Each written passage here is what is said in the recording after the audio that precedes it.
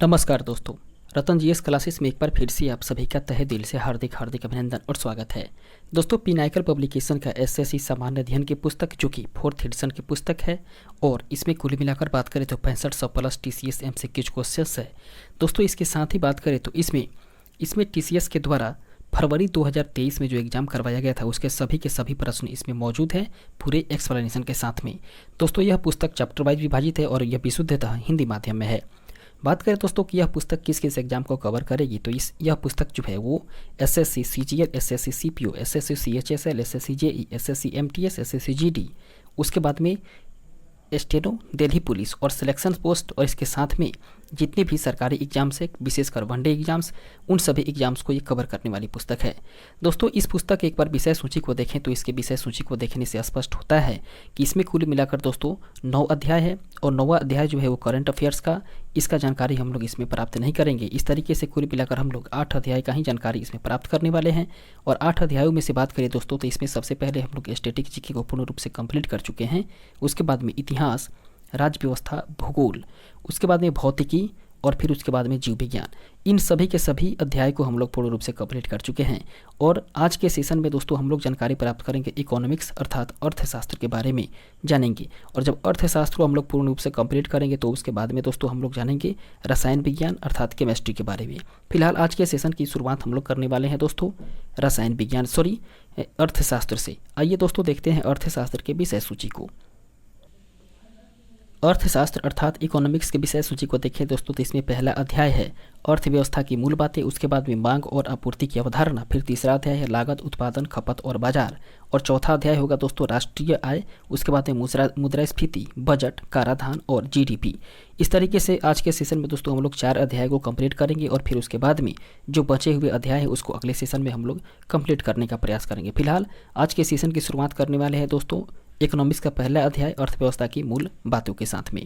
आइए दोस्तों चलते हैं अपने सेशन की ओर। और सेशन शुरू करने से पहले दोस्तों इसके पहले के जितने भी अध्याय को कवर करवाया गया है, अगर अभी तक आप लोग उसे नहीं देखे हों तो प्लीज़ प्लेलिस्ट में जाकर के उसे देख करके आप लोग लाभान्वित हो सकते हैं। फिलहाल आज की सेशन की शुरुआत करते हैं इकोनॉमिक्स अर्थात अर्थशास्त्र के साथ। इस तरीके से दोस्तों अर्थशास्त्र से संबंधित पहला पॉइंट और पहला जो टॉपिक है वह है अर्थव्यवस्था की मूल बातें। इससे संबंधित पहला प्रश्न कह रहा है कि दिए गए क्षेत्रों में से कौन सा मुख्य रूप से सामाजिक कल्याण के विचारों से प्रेरित है। वह है दोस्तों सार्वजनिक क्षेत्र। ऑप्शन नंबर सी इसका राइट आंसर हो जाएगा, सार्वजनिक क्षेत्र। इसके डिस्क्रिप्शन को देखें तो कह रहा है कि सार्वजनिक क्षेत्र जो कि पूरी तरीके से या पूरी तरह से देश की सरकार के स्वामित्व और संचालित है, ये देश के नागरिकों को बुनियादी सुविधाएं प्रदान करके सामाजिक कल्याण को बढ़ावा देता है। निजी क्षेत्र के बारे में बात करें दोस्तों तो निजी क्षेत्र जो कि व्यक्तियों और व्यावसायिक संस्थाओं के स्वामित्व, नियंत्रण और प्रबंधन से संबंधित है, उसका मुख्य उद्देश्य है दोस्तों लाभ कमाना। इसके अलावा सहकारी क्षेत्र के बारे में बात करें दोस्तों तो सहकारी क्षेत्र का जो उद्देश्य है वो है दोस्तों व्यक्तियों के समूह के द्वारा स्वामित्व और संचालित होता है दोस्तों सहकारी क्षेत्र, और इसका उद्देश्य है कि सदस्यों को उनके उपयोग के आधार पर लाभ प्रदान करना और वितरित करना। वहीं बात करें तो विदेशी क्षेत्र का उद्देश्य बाहरी गतिविधि करना है जो कि घरेलू अर्थव्यवस्था के नियंत्रण से बाहर है। इसके बाद में अगला क्वेश्चन है 2 नंबर प्रश्न कह रहा है कि निम्नलिखित में से कौन सा सार्वजनिक वस्तुओं अर्थात पब्लिक गुड्स की एक विशेषता है। दोस्तों सार्वजनिक वस्तुओं के बारे में बात करें तो इसकी एक विशेषता है वह है दोस्तों कि एक व्यक्ति की खपत दूसरे व्यक्ति की खपत को प्रभावित नहीं करती है। ऑप्शन नंबर सी इसका सही आंसर हो जाएगा। इसके डिस्क्रिप्शन को देखें तो कह रहा है कि प्रत्येक अर्थव्यवस्था में कुछ वस्तुएं सरकार के द्वारा समस्त लोगों को प्रदान की जाती है और ऐसी वस्तुओं को सार्वजनिक वस्तुएं कहा जाता है। कहने का मतलब है दोस्तों कि वैसी वस्तुएं जो सरकार के द्वारा प्रोवाइड करवाई जाती है लोगों के बीच में, उस वस्तुओं को ही सार्वजनिक वस्तु कहा जाता है। और सार्वजनिक वस्तुओं के प्रकार में बात करें तो उसके प्रकारों में सुरक्षा, शिक्षा, ज्ञान, आधारभूत संरचना, पर्यावरण और स्वास्थ्य शामिल होते हैं। जबकि सार्वजनिक वस्तु के बारे में बात करें दोस्तों तो सार्वजनिक वस्तु की 2 प्रमुख विशेषताएं होती है, वे है दोस्तों गैर बहिष्कृत और दूसरा है गैर प्रतिद्वंदी। गैर बहिष्कृत के बारे में बात करें दोस्तों तो इसका अर्थ उपयोगकर्ता के लिए दूसरे को किसी सामान का उपयोग करने से रोकना, उसके बाद में महंगा या असंभव बनाना है। जबकि गैर प्रतिद्वंदी का अर्थ होता है दोस्तों कि जब एक व्यक्ति किसी वस्तु का उपयोग करता है तो वह दूसरे को उसका उपयोग करने से नहीं रोकता है। इसके बाद में अगला क्वेश्चन है हम लोग का 3 नंबर प्रश्न कह रहा है कि औद्योगिक नीति संकल्प 1956 उद्योगों को कितनी श्रेणियों में वर्गीकृत करता है? दोस्तों, औद्योगिक नीति संकल्प 1956 के बारे में बात करें तो यह उद्योगों को 3 श्रेणी में वर्गीकृत करता है। ऑप्शन नंबर ए इसका राइट आंसर हो जाएगा 3। इसके डिस्क्रिप्शन को देखें तो कह रहा है कि औद्योगिक नीति संकल्प 1956 उद्योगों को 3 श्रेणियों में वर्गीकृत करता है। पहली श्रेणी में ऐसे उद्योग शामिल थे जिन्हें कि विशेष रूप से सार्वजनिक क्षेत्र के उद्यमों के रूप में स्थापित और विकसित किया जा रहा था या किया जा सकता था। वहीं दूसरी श्रेणी के बारे में बात करें तो दूसरी श्रेणी को सार्वजनिक क्षेत्र और निजी क्षेत्र दोनों के उद्यमों के रूप में स्थापित किया जा सकता है, जिसमें निजी क्षेत्र को द्वितीयक भूमिका दी जाती है। वहीं बात करें तीसरी श्रेणी के बारे में तो तीसरी श्रेणी में उपरोक्त श्रेणियों में निर्दिष्ट उद्यमों के अलावा अन्य सभी उद्योग शामिल हैं। इसके बाद में अगला क्वेश्चन है दोस्तों 4 नंबर प्रश्न कह रहा है कि उपभोक्ताओं के द्वारा नए कार्बनिक पदार्थों के बनने की दर को आप क्या कहते हैं? दोस्तों, उसे कहा जाएगा द्वितीयक उत्पादकता। ऑप्शन नंबर डी इसका सही आंसर हो जाएगा, द्वितीयक उत्पादकता। इसके डिस्क्रिप्शन को देखें तो कह रहा है कि पारिस्थितिकी में उत्पादकता को प्रकाश संश्लेषण के द्वारा पौधों में संचित ऊर्जा के रूप में जाना जाता है। उत्पादकता 2 प्रकार की होती है। एक होता है दोस्तों प्राथमिक उत्पादकता और उसमें पौधे जैसे स्वपोषी जीवों से बायोमास के उत्पादन को संदर्भित करता है। दोस्तों, ये प्राथमिक उत्पादकता को ही इसको 2 पहलुओं में विभाजित किया जा सकता है। पहला है दोस्तों सकल प्राथमिक उत्पादकता और दूसरा है दोस्तों शुद्ध प्राथमिक उत्पादकता, जबकि दूसरा है द्वितीयक उत्पादकता और इसमें ऊर्जा का संचय उपभोक्ता स्तर पर है। इसके बाद में अगला क्वेश्चन है 5 नंबर प्रश्न कह रहा है कि उन 2 राज्यों के नाम बताइए जिनमें भूमि सुधार सफल रहा था। वह 2 राज्य है दोस्तों पश्चिम बंगाल और केरल। इन्हीं 2 राज्यों में भूमि सुधार जो है दोस्तों वो सफल रहा था। ऑप्शन नंबर बी इसका सही आंसर होगा। इसका डिस्क्रिप्शन को देखें तो इसका डिस्क्रिप्शन कह रहा है कि पश्चिम बंगाल और केरल में भूमि सुधार सफल रहा था। दोस्तों, कुमारप्पन समिति 1949 ईस्वी को भूमि की समस्या को देखने के लिए नियुक्त किया गया था, जबकि भूमि सुधार में 4 तत्व शामिल थे। वे था दोस्तों बिचौलियों का उन्मूलन, उसके बाद में काश्तकारी सुधार, उसके बाद में दोस्तों जोत की सीमा तय करना और उसके बाद में चौथा था दोस्तों जोत की चकबंदी करना। अन्य तथ्य के बारे में बात करें तो लॉर्ड कॉर्नवालिस के द्वारा जमींदारी प्रथा सन 1793 ईस्वी में जबकि महालवारी प्रणाली 1833 ईस्वी में लॉर्ड विलियम बेंटिक के द्वारा शुरू की गई थी। इसके बाद में 6 नंबर प्रश्न है कि व्यापार के लिए सहायक या अनुषंगी में निम्नलिखित में से क्या शामिल है? वह है दोस्तों भंडारण। ऑप्शन नंबर डी इसका राइट आंसर होगा, भंडारण। इसके डिस्क्रिप्शन को देखें तो कह रहा है कि व्यापार के लिए सहायक आवश्यक सेवाएं और कार्य है जो कि व्यवसाय की सहायता करते हैं, जिसमें कि परिवहन, बैंकिंग, भंडारण, बीमा, विज्ञापन आदि शामिल हैं। इसके अलावा बात करें तो आर्थिक गतिविधियों के 5 विशिष्ट उदाहरण वस्तुओं और सेवाओं का उत्पादन, उसके बाद में आपूर्ति, खरीद, बिक्री और खपत हैं। इसके बाद में अगला क्वेश्चन है 7 नंबर प्रश्न। 7 नंबर प्रश्न कह रहा है कि वर्ष 1948 ईस्वी के औद्योगिक नीति संकल्प में निम्नलिखित में से किस पर केंद्र सरकार का एकाधिकार नहीं था? दोस्तों, इसमें लोहा और इस्पात पर ही केंद्र सरकार का एकाधिकार नहीं था। ऑप्शन नंबर ए इसका सही आंसर हो जाएगा, लोहा और इस्पात। इसका डिस्क्रिप्शन को देखें तो इसका डिस्क्रिप्शन कह रहा है कि लोहा और इस्पात अर्थात आयरन एंड स्टील ये औद्योगिक नीति संकल्प वर्ष 1948 ने भारतीय अर्थव्यवस्था को मिश्रित अर्थव्यवस्था घोषित किया। दोस्तों, 4 श्रेणियां केंद्र सरकार का अनन्य अधिकार है। वे है दोस्तों हथियार और गोला बारूद, परमाणु ऊर्जा का उत्पादन और रेलवे का प्रबंधन। दोस्तों, नए उपक्रम की बात करें तो नए उपक्रम केवल राज्य ये कोयला, लोहा और इस्पात, उसके बाद में विमान निर्माण, जहाज निर्माण, तार, टेलीफोन आदि के द्वारा किए गए थे। दोस्तों, सरकार के द्वारा विनियमित किए जाने वाले उद्योग जैसे कि बुनियादी महत्व के उद्योग निजी उद्यमों, व्यक्तियों और सहकारी समितियों शेष के लिए खोले गए। इसके बाद में अगला प्रश्न है हम लोग का 8 नंबर क्वेश्चन। 8 नंबर प्रश्न कह रहा है कि औद्योगिक नीति वर्ष 1956 का उद्योगों पर क्या प्रभाव पड़ा? दोस्तों, औद्योगिक नीति वर्ष 1956 के बारे में बात करें तो इसमें उद्योगों में विभिन्नता आने लगी या उद्योगों में विविधता आने लगी। ऑप्शन नंबर ए इसका सही आंसर होगा। इसके डिस्क्रिप्शन को देखें तो कह रहा है कि वर्ष 1956 का औद्योगिक नीति संकल्प अर्थात IPR 1956 भारत का आर्थिक संविधान अप्रैल 1956 में भारतीय संसद के द्वारा अपनाया गया था और एक यह संकल्प है दोस्तों, इसने समाज में एक समाजवादी ढांचा की स्थापना की, जबकि नई चुनौतियों का सामना करने के लिए ही समय समय पर वर्ष 1973, 1977 और वर्ष 1980 ईस्वी के कथन के या 1980 ईस्वी में कथन के माध्यम से इसमें संशोधन किया गया। इसके बाद में अगला क्वेश्चन है हम लोग का 9 नंबर प्रश्न कह रहा है कि निम्नलिखित में से कौन व्यापार के लिए सहायक या अनुषंगी नहीं है। वह है दोस्तों जमाखोरी। ऑप्शन नंबर ए इसका सही आंसर हो जाएगा, जमाखोरी। यदि हम लोग जमाखोरी के बारे में बात करें तो किसी विशेष बाजार से संबंधित बड़ी मात्रा में उत्पादन खरीदना और भंडारण करना, उस उत्पाद की कमी पैदा करना और अंततः उस उत्पाद की कमी को बढ़ाना है। वहीं बात करें तो व्यापार के लिए सहायक या अनुषंगी की बात करें तो वे सभी गतिविधियां शामिल है जो प्रत्यक्ष या अप्रत्यक्ष रूप से वस्तुओं और सेवाओं के सुचारू आदान प्रदान की सुविधा प्रदान करती है। इसके बाद में अगला प्रश्न हम लोग का 10 नंबर क्वेश्चन कह रहा है कि व्यवसाय के संबंध में माध्यमिक गतिविधियों में क्या शामिल है। दोस्तों व्यवसाय के संबंध में बात करें तो माध्यमिक गतिविधियों में निर्माण कार्य शामिल है। ऑप्शन नंबर सी इसका सही आंसर हो जाएगा, निर्माण कार्य। इसके डिस्क्रिप्शन को देखें तो इसका डिस्क्रिप्शन कह रहा है कि माध्यमिक गतिविधियां विनिर्माण, प्रसंस्करण और निर्माण अर्थात बुनियादी ढांचे उद्योगों से संबंधित है और इन गतिविधियों के उदाहरणों में छोटी मिट्टी के बर्तन, हस्तशिल्प निर्माण, इस्पात, रसायन, प्लास्टिक आदि का निर्माण करने वाले कारखाने शामिल हैं। दोस्तों खनन और मत्स्य पालन अर्थात प्राथमिक गतिविधियां हैं, जबकि प्रशासनिक ये तृतीयक है।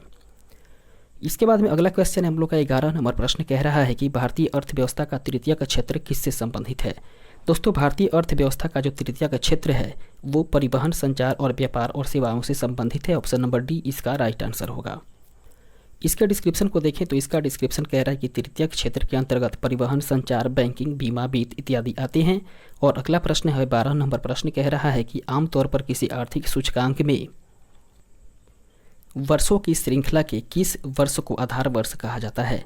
दोस्तों वो प्रथम वर्ष को कहा जाता है। ऑप्शन नंबर ए इसका सही आंसर हो जाएगा, प्रथम वर्ष। इसके डिस्क्रिप्शन को देखें तो कह रहा है कि आधार वर्ष किसी आर्थिक या वित्तीय सूचकांक में वर्षों की श्रृंखला का पहला वर्ष होता है और आधार वर्ष का सूचकांक मूल्य की बात करें अर्थात इंडेक्स वैल्यू की बात करें तो वो पारंपरिक रूप से 100 के बराबर होता है। दोस्तों सकल घरेलू उत्पाद का वर्तमान आधार वर्ष 2011-12 है। इसके अलावा अगला प्रश्न है 13 नंबर क्वेश्चन कह रहा है कि किसी अर्थव्यवस्था में मत्स्य पालन डैश का हिस्सा है। दोस्तों मत्स्य पालन की बात करें तो ये प्राथमिक क्षेत्र का हिस्सा है। ऑप्शन नंबर डी इसका सही आंसर होगा। इसके बाद में इसके डिस्क्रिप्शन को देखें तो कह रहा है कि प्राथमिक के क्षेत्र में कृषि, वानिकी, पशुपालन, मत्स्य पालन, मुर्गी पालन और खनन शामिल हैं। जबकि माध्यमिक क्षेत्र की बात करें तो माध्यमिक क्षेत्र में भारी विनिर्माण, उसके बाद में प्रकाश निर्माण, खाद्य प्रसंस्करण, तेल शोधन और ऊर्जा उत्पादन शामिल हैं। वहीं तृतीयक क्षेत्र की बात करें तो तृतीयक क्षेत्र में स्वास्थ्य सेवा, उसके साथ साथ परिवहन, शिक्षा, मनोरंजन, पर्यटन, वित्त, बिक्री और खुदरा शामिल हैं। अगला क्वेश्चन है दोस्तों 14 नंबर प्रश्न कह रहा है कि निम्नलिखित में से किसने सबसे पहले यह तर्क दिया कि उच्च घाटे की स्थिति में लोग अधिक बचत करते हैं। दोस्तों इसको तर्क देने वाले थे David Ricardo. Option number D इसका सही आंसर हो जाएगा, डेविड रिकार्डो। इसके डिस्क्रिप्शन को देखिए तो कह रहा है कि डेविड रिकार्डो ने पहले तर्क दिया कि उच्च घाटे की स्थिति में लोग अधिक बचत करते हैं। दोस्तों डेविड रिकार्डो एक शास्त्रीय अर्थशास्त्री थे जो कि मजदूरी और लाभ पर अपने सिद्धांत, मूल के श्रम सिद्धांत, उसके बाद में तुलनात्मक लाभ के सिद्धांत और किराए के सिद्धांत के लिए जाने जाते थे। इसके अलावा बात करें तो अमर्त्य सेन कल्याणकारी अर्थव्यवस्था में उनके महत्वपूर्ण योगदान के लिए प्रसिद्ध हैं। जबकि एस्तेर डुफ्लो की बात करें तो इन्हें नोबेल पुरस्कार वर्ष 2019 में दिया गया है और यह एक फ्रांसीसी अर्थशास्त्री हैं जो कि गरीबी की समाप्त करने और गरीबों के कल्याण में सुधार के समाधान खोजने की दिशा में अपना काम करने के लिए प्रसिद्ध हैं। वहीं एडम स्मिथ की बात करें तो एडम स्मिथ अपनी प्रभावशाली पुस्तक द वेल्थ ऑफ नेशंस वर्ष 1776 ईस्वी के लिए ये प्रसिद्ध ही हुए।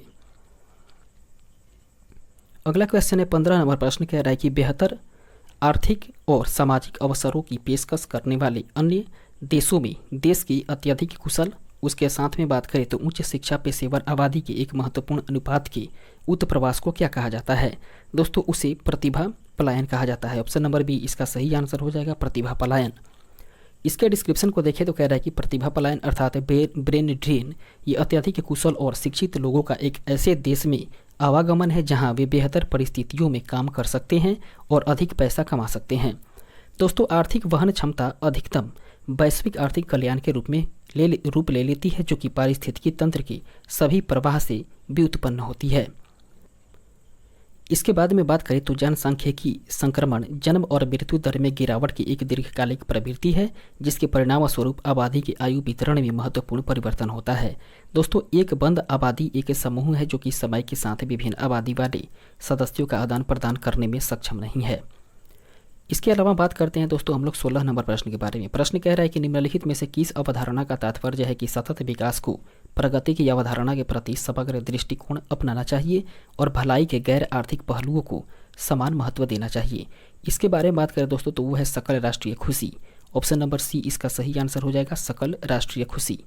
इसके डिस्क्रिप्शन को देखें तो सकल राष्ट्रीय खुशी अर्थात ग्रॉस नेशनल हैप्पीनेस की अवधारणा का तात्पर्य है कि सतत विकास की प्रगति की अवधारणाओं के प्रति समग्र दृष्टिकोण अपनाना चाहिए और भलाई के गैर आर्थिक पहलुओं को समान महत्व देना चाहिए। इसके बाद में 17 नंबर प्रश्न कह रहा है कि अर्थशास्त्र के संबंध में ईपीएफ में पी का क्या अर्थ है। दोस्तों, अर्थशास्त्र के संबंध में यदि ईपीएफ की बात करें तो ईपीएफ में पी का संबंध होता है दोस्तों प्रोविडेंट से। ऑप्शन नंबर डी इसका राइट आंसर हो जाएगा, प्रोविडेंट। इसके डिस्क्रिप्शन को देखें तो कह रहा है कि कर्मचारी भविष्य निधि अर्थात ईपीएफ अर्थात एम्प्लॉइज प्रोविडेंट फंड एक ऐसी योजना है जिसमें सेवानिवृत्ति लाभ जमा होते हैं और ईपीएफ के लिए एक कर्मचारी मूल वेतन का 12% योगदान करता है। इसके बाद में अगले प्रश्न को देखें तो 18 नंबर क्वेश्चन है कि निम्नलिखित में से कौन व्यक्तिगत स्वास्थ्य के लिए महत्वपूर्ण नहीं है। दोस्तों, व्यक्तिगत स्वास्थ्य के लिए जो महत्वपूर्ण नहीं है वो है सार्वजनिक परिवहन। ऑप्शन नंबर डी इसका सही आंसर हो जाएगा, सार्वजनिक परिवहन। इसके डिस्क्रिप्शन को देखें तो कह रहा है कि सार्वजनिक परिवहन व्यक्तिगत स्वास्थ्य के लिए महत्वपूर्ण नहीं है। दोस्तों, एक स्वास्थ्य जीवन शैली जीने से पुरानी बीमारियों और दीर्घकालिक बीमारियों को रोकने में मदद मिल सकती है। इसके अलावा अगला प्रश्न है 19 नंबर प्रश्न कह रहा है कि निम्नलिखित में से कौन सा कथन सकारात्मक अर्थशास्त्र से संबंधित है। दोस्तों, यहाँ पे 4 कथन दिए गए हैं और चारों कथन में से बताना है कि कौन सा कथन सकारात्मक अर्थशास्त्र से संबंधित है। वह कथन है दोस्तों, धन की आपूर्ति में वृद्धि का अर्थ अर्थव्यवस्था में मूल्य वृद्धि है। ऑप्शन नंबर डी इसका राइट आंसर होगा। इसके डिस्क्रिप्शन को देखें तो कह रहा है कि मुद्रा आपूर्ति में वृद्धि दर्शाता है कि अर्थव्यवस्था में मूल्य वृद्धि सकारात्मक अर्थव्यवस्था से संबंधित है। इसके बाद में 20 नंबर प्रश्न है कि अर्थशास्त्र की कौन सी शाखा प्राकृतिक संसाधनों के भंडार और प्रदूषण की कमी से संबंधित है जो तेजी से आर्थिक विकास का परिणाम है। वह है दोस्तों पर्यावरण अर्थशास्त्र। ऑप्शन नंबर ए इसका सही आंसर हो जाएगा, पर्यावरण अर्थशास्त्र। इसके डिस्क्रिप्शन को देखें तो कह रहा है कि पर्यावरण अर्थशास्त्र अर्थात विकास अर्थशास्त्र कम आय वाले देशों में विकास प्रक्रिया के आर्थिक पहलुओं से संबंधित है। दोस्तों, सार्वजनिक अर्थशास्त्र आर्थिक दक्षता और समानता की दृष्टि के माध्यम से सरकारी नीति का माध्यम है। वहीं बात करें तो अंतर्राष्ट्रीय अर्थशास्त्र अंतर्राष्ट्रीय मतभेदों से आर्थिक गतिविधियों पर पड़ने वाले प्रभावों से संबंधित है। इसके बाद में अगला क्वेश्चन 21 नंबर प्रश्न कह रहा है कि एक अर्थव्यवस्था जिसमें निजी क्षेत्र और सरकार दोनों शामिल होते हैं वे एक अर्थव्यवस्था के रूप में जानी जाती है। दोस्तों, वैसी अर्थव्यवस्था जिसमें निजी क्षेत्र और सरकार ये दोनों शामिल होती है उस अर्थव्यवस्था को मिश्रित अर्थव्यवस्था कहते हैं। ऑप्शन नंबर ए इसका सही आंसर हो जाएगा, मिश्रित अर्थव्यवस्था। इसके डिस्क्रिप्शन को देखें तो कह रहा है कि एक अर्थव्यवस्था जिसमें निजी क्षेत्र और सरकार ये दोनों शामिल होते हैं ऐसे अर्थव्यवस्था को मिश्रित अर्थव्यवस्था के रूप में जाना जाता है। और भारतीय अर्थव्यवस्था की बात करें तो भारतीय अर्थव्यवस्था दोस्तों ये मिश्रित अर्थव्यवस्था का रूप है। इसके बाद में अगला प्रश्न 22 नंबर क्वेश्चन कह रहा है कि प्रवासियों द्वारा उसके मूल स्थान पर भेजे गए सभी मौद्रिक हस्तांतरण या प्रकार क्या कहलाते हैं। दोस्तों, वे कहलाते हैं विप्रेषण। ऑप्शन नंबर सी इसका सही आंसर हो जाएगा, विप्रेषण। इसके डिस्क्रिप्शन को देखें तो इसका डिस्क्रिप्शन कह रहा है कि प्रवासियों द्वारा उसके मूल स्थान पर भेजे गए सभी मौद्रिक हस्तांतरण या प्रकार विप्रेषण कहलाते हैं। दोस्तों, विप्रेषण में प्रवासियों द्वारा अपने परिवार और समुदायों को धन एक देश से दूसरे देशों में स्थानांतरित किया जा सकता है। इसके अलावा अगला प्रश्न है 23 नंबर प्रश्न कह रहा है कि छोटे किसान और मौसमी मजदूर जैसे लोग जो नियमित रूप से गरीबी दायरे के अंदर और बाहर होते रहते हैं उन्हें किस रूप में वर्गीकृत किया जाता है। दोस्तों, उन्हें बिलोडन गरीबी के रूप में वर्गीकृत किया जाता है। ऑप्शन नंबर बी इसका सही आंसर हो जाएगा, बिलोडन गरीब। इसके डिस्क्रिप्शन को देखें तो कह रहा है कि बिलोडन गरीब वे लोग होते हैं या वे लोग हैं जो कि नियमित रूप से गरीबी के दायरे में आते और जाते रहते हैं। दोस्तों, जब उन्हें रोजगार मिलता है या उनकी फसल अच्छी होती है तो वे गरीबी रेखा के ऊपर होते हैं, लेकिन जब ये बेरोजगार होते हैं या खराब जलवायु वाले वर्षों में वे गरीबी रेखा से नीचे हो जाते हैं। उदाहरण के तौर पे बात करें दोस्तों तो उदाहरण मौसमी श्रमिक या छोटे किसान हैं। इसके बाद में अगले प्रश्न को देखें तो 24 नंबर प्रश्न कह रहा है कि एक उत्पाद की बिक्री में एक अनपेक्षित वृद्धि डैश का कारण बनती है। दोस्तों एक उत्पाद की बिक्री में एक अनपेक्षित वृद्धि की बात करें तो वह स्टॉक का विनियोजित विसंचयन का कारण बनती है। ऑप्शन नंबर सी इसका सही आंसर होगा। इसके डिस्क्रिप्शन को देखें तो इसका डिस्क्रिप्शन कह रहा है कि सूची का अनियोजित संचय बिक्री में गिरावट के कारण माल के स्टॉक में या माल के स्टॉक में अप्रत्याशित वृद्धि को दर्शाता है और सूची की अनियोजित गिरावट बिक्री में वृद्धि के कारण माल के स्टॉक में अप्रत्याशित कमी को संदर्भित करती है। इसके बाद में अगला क्वेश्चन है 25 नंबर प्रश्न कह रहा है कि निम्नलिखित गतिविधियों में से किसको अर्थव्यवस्था के द्वितीय क्षेत्र के एक भाग के रूप में वर्गीकृत किया जा सकता है। वो किया जाता है दोस्तों फर्म उपकरण निर्माण को। ऑप्शन नंबर सी इसका सही आंसर हो जाएगा, फर्म उपकरण निर्माण।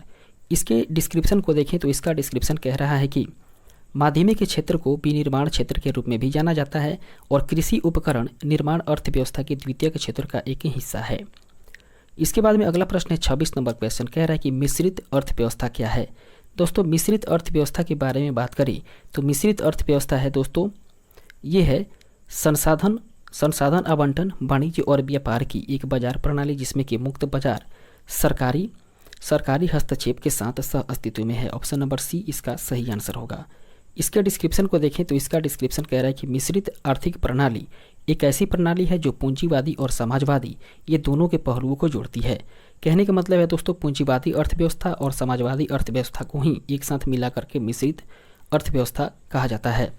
दोस्तों एक मिश्रित अर्थव्यवस्था प्रणाली निजी संपत्ति की सुरक्षा करती है और पूंजी के उपयोग में आर्थिक स्वतंत्रता के स्तर की अनुमति देती है, लेकिन सामाजिक लक्ष्यों को प्राप्त करने के लिए सरकारों को आर्थिक गतिविधियों में हस्तक्षेप करने की भी अनुमति देती है। इसके बाद में 27 नंबर क्वेश्चन कह रहा है कि निम्नलिखित में से किस अर्थव्यवस्था में पूंजीगत वस्तुओं पर निजी व्यक्तियों या व्यापारियों का स्वामित्व होता है और माल और सेवाओं का उत्पादन बाजार में आपूर्ति और मांग पर निर्भर करता है। इस प्रकार की अर्थव्यवस्था की बात करें तो ये ऐसा प्रावधान है दोस्तों पूंजीवादी अर्थव्यवस्था में। ऑप्शन नंबर बी इसका सही आंसर हो जाएगा, पूंजीवादी अर्थव्यवस्था। इसके डिस्क्रिप्शन को देखें तो कह रहा है कि पूंजीवादी अर्थव्यवस्था एक साम्यवादी अर्थव्यवस्था में सरकार उत्पादन के अधिकांश कारकों का मालिक है और संसाधनों के आवंटन का फैसला भी करती है और कौन से उत्पाद और कौन सी सेवाएं प्रदान की जाएगी इसकी भी फैसला सरकार ही लेती है। इसके बाद में अगला क्वेश्चन है 28 नंबर प्रश्न कह रहा है कि निम्नलिखित में से कौन सी तृतीय आर्थिक गतिविधि है। दोस्तों तृतीय आर्थिक गतिविधि की बात करें तो वह है व्यापार। ऑप्शन नंबर सी इसका राइट आंसर बी इसका सही आंसर होगा, व्यापार। इसके डिस्क्रिप्शन को देखें तो कह रहा है कि प्राथमिक आर्थिक गतिविधि में खनन, खेती और मछली पकड़ने जैसे प्राकृतिक वातावरण से कच्चा माल प्राप्त करना शामिल है, जबकि माध्यमिक आर्थिक गतिविधि में कार और स्टील बनाने जैसे निर्माण शामिल हैं। वहीं तृतीय की बात करें तो तृतीय गतिविधि में व्यापार, परिवहन, उसके बाद में वित्तीय संचालन, व्यावसायिक सेवाएं, इसके अलावा बात करें तो व्यक्तिगत सेवाएं, आवास और खाद्य सेवा गतिविधियाँ, उसके बाद में अचल संपत्ति, शिक्षा, स्वास्थ्य आदि जैसी सेवाएं प्रदान करना शामिल हैं। इसके बाद में आगे बढ़ते हैं और फिर देखते हैं दोस्तों हम लोग अगले प्रश्न को। 29 नंबर प्रश्न कह रहा है कि एक औद्योगिक अर्थव्यवस्था की सर्वश्रेष्ठ परिभाषा उस अर्थव्यवस्था के रूप में है जिसका 50% या अधिक उत्पादक मूल्य डैश क्षेत्र से आता है। दोस्तों 50% या अधिक उत्पादक मूल्य की बात करें तो वह द्वितीय क्षेत्र से आता है। ऑप्शन नंबर बी इसका सही आंसर हो जाएगा, द्वितीय क्षेत्र। इसके डिस्क्रिप्शन को देखें तो इसका डिस्क्रिप्शन कह रहा है कि एक औद्योगिक अर्थव्यवस्था को एक ऐसी अर्थव्यवस्था के रूप में सबसे अच्छी तरह से परिभाषित किया जाता है जिसका 50% या अधिक उत्पादन मूल्य द्वितीय क्षेत्र से आता है। इसके बाद में अगला प्रश्न कह रहा है 30 नंबर क्वेश्चन की आय और रोजगार सिद्धांत अर्थव्यवस्था की किस शाखा का दूसरा नाम है। दोस्तों आय और रोजगार सिद्धांत की बात करें तो ये अर्थशास्त्र की समष्टि अर्थशास्त्र की दूसरा नाम है। ऑप्शन नंबर डी इसका सही आंसर हो जाएगा, समष्टि अर्थशास्त्र। इसका डिस्क्रिप्शन है कि समष्टि अर्थशास्त्र की वह शाखा है जो समग्र रूप से किसी अर्थव्यवस्था के व्यवहार और प्रदर्शन का अध्ययन करती है। दोस्तों यह अर्थव्यवस्था में बेरोजगारी, विकास दर, सकल घरेलू उत्पाद और मुद्रास्फीति जैसे समग्र परिवर्तनों पर केंद्रित है। इसके बाद में अगला प्रश्न है 31 नंबर क्वेश्चन कह रहा है कि डैश को व्यक्तिगत व्यक्तिगत निर्णयन की इकाइयों जैसे कि उपभोक्ता संसाधनों के स्वामी या फिर फार्म के व्यवहार के अध्ययन के रूप में परिभाषित किया जाता है, वह है दोस्तों सूक्ष्म अर्थशास्त्र।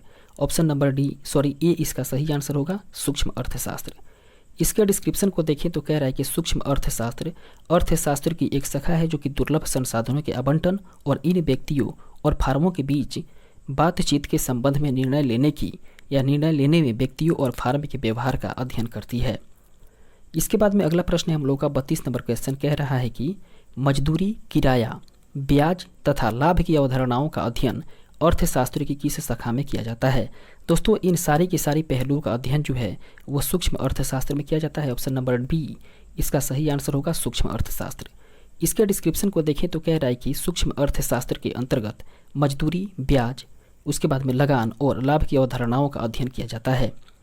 इसके बाद में 33 नंबर प्रश्न कह रहा है कि डैश अर्थशास्त्र या अर्थव्यवस्था में सभी उत्पादक संसाधनों का स्वामित्व एवं नियंत्रण सरकार के पास होता है। दोस्तों वह अर्थव्यवस्था कौन सी अर्थव्यवस्था है जिसमें उत्पादक संसाधनों का स्वामित्व एवं नियंत्रण ये सारी की सारी व्यवस्थाएं जो है वो सरकार के पास में होती है, वह दोस्तों समाजवादी अर्थव्यवस्था।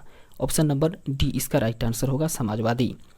इसके डिस्क्रिप्शन को देखें तो कह रहा है कि एक समाजवादी अर्थव्यवस्था उत्पादन की एक प्रणाली है जहां वस्तुओं और सेवाओं का उपयोग सीधे उपयोग के लिए किया जाता है, और इस प्रकार की अर्थव्यवस्था में दोस्तों प्रतिस्पर्धा कम या नहीं के बराबर होती है क्योंकि राज्य ही एकमात्र उद्यमी होता है।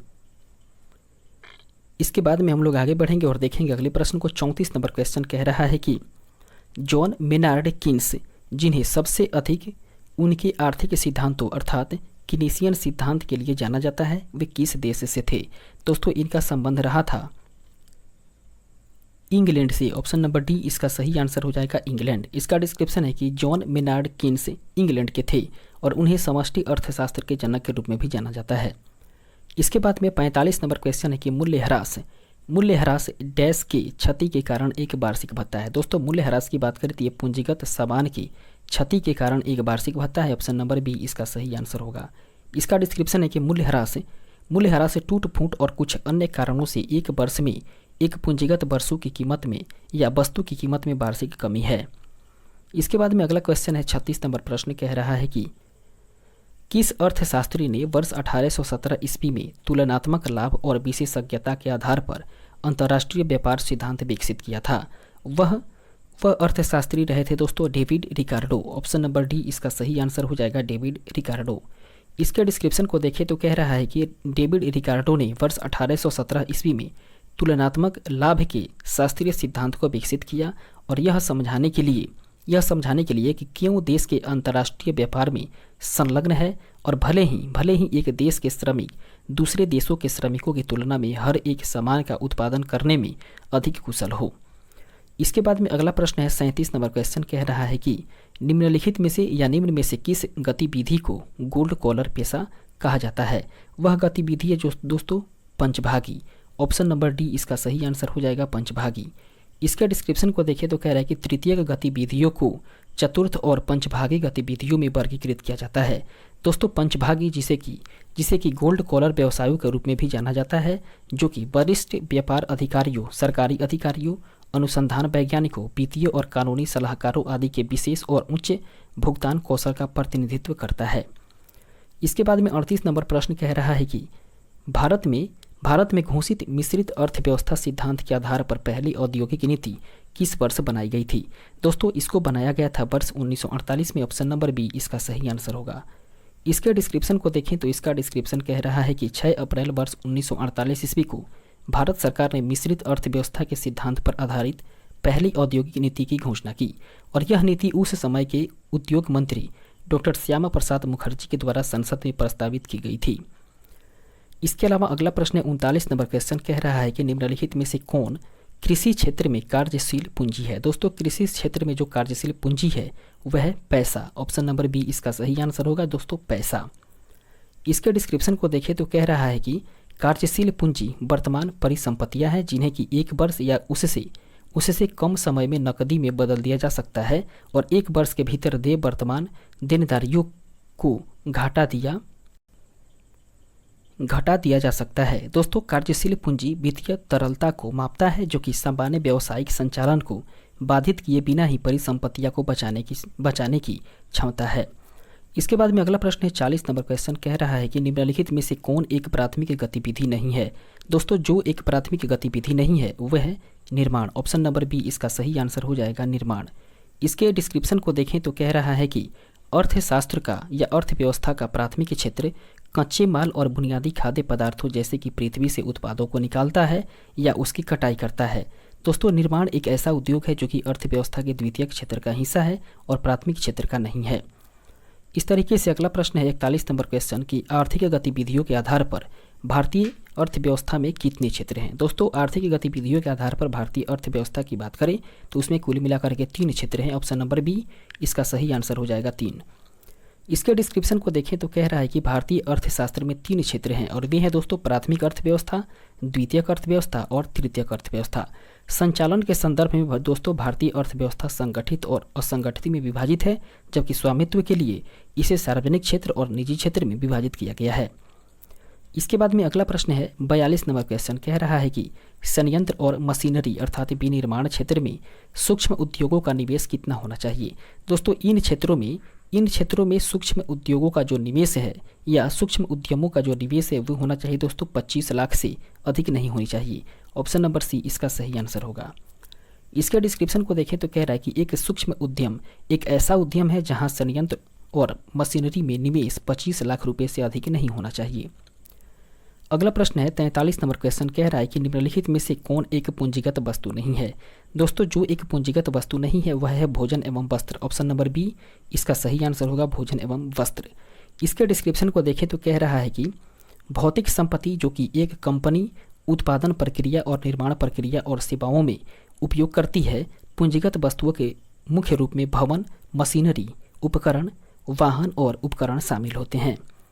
इसके बाद में अगला क्वेश्चन है 44 नंबर प्रश्न कह रहा है कि निम्नलिखित में से कौन सी आर्थिक गतिविधि भारत में अधिकतम लोगों को रोजगार देती है। वह है दोस्तों कृषि। ऑप्शन नंबर सी इसका राइट आंसर होगा कृषि। इसके डिस्क्रिप्शन को देखें तो इसका डिस्क्रिप्शन कह रहा है कि भारत में सबसे अधिक संख्या में लोग कृषि क्षेत्र में कार्यरत है जो कि कुल सकल घरेलू उत्पाद का 5वां हिस्सा है और लगभग आधी कामकाजी आबादी कृषि में ही कार्यरत है।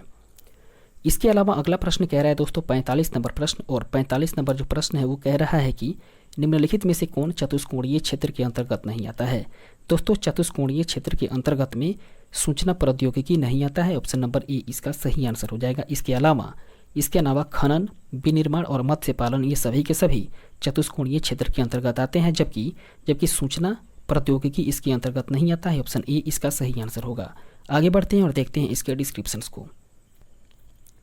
इसका डिस्क्रिप्शन है कि चतुष्कोणीय क्षेत्र में अनुसंधान और विकास शामिल है। उदाहरण के तौर पे बात करें दोस्तों तो वह सूचना प्रौद्योगिकी। इसके बाद में दोस्तों 46 नंबर प्रश्न कह रहा है कि सूक्ष्म, लघु और मध्यम उद्योगों के राष्ट्रीय बोर्ड प्रत्येक वर्ष में एक बार कितने महीने में मिलते हैं। वे मिलते हैं दोस्तों 6 महीने में। ऑप्शन नंबर बी इसका सही आंसर हो जाएगा 6 महीने। इसके डिस्क्रिप्शन को देखें तो इसका डिस्क्रिप्शन कह रहा है कि सूक्ष्म, लघु और मध्यम उद्यम मंत्रालय की हर 6 महीने में एक बार बैठक होती है और सूक्ष्म अर्थात जिसमें कि निवेश 1 करोड़ रुपए से कम और कारोबार 5 करोड़ रुपए से कम होना चाहिए, जबकि लघु की बात करें तो लघु में निवेश 10 करोड़ से कम और कारोबार 50 करोड़ तक होना चाहिए, जबकि मध्यम में निवेश 20 करोड़ रुपए से कम होना चाहिए और कारोबार 100 करोड़ रुपए तक होनी चाहिए। इसके बाद में 47 नंबर प्रश्न कह रहा है कि सूक्ष्म, लघु और मध्यम उद्यम विकास अधिनियम वर्ष कब पारित किया गया था। दोस्तों वो किया गया था वर्ष 2006 ईस्वी में पारित। ऑप्शन नंबर ए इसका राइट आंसर होगा। इसके डिस्क्रिप्शन को देखें तो इसका डिस्क्रिप्शन कह रहा है कि सूक्ष्म, लघु और मध्यम उद्यम विकास अधिनियम 2006 अधिनियम सूक्ष्म, लघु और मध्यम उद्यमों अर्थात MSME के प्रचार और विकास को सुविधाजनक बनाने और उसके बीच प्रतिस्पर्धात्मक बढ़ाने के लिए ही अधिनियमित किया गया था।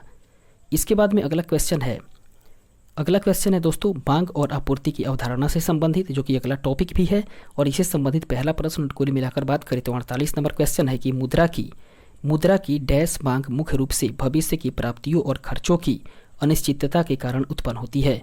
वह दोस्तों एहतियाती। ऑप्शन नंबर डी इसका सही आंसर हो जाएगा एहतियाती मांग।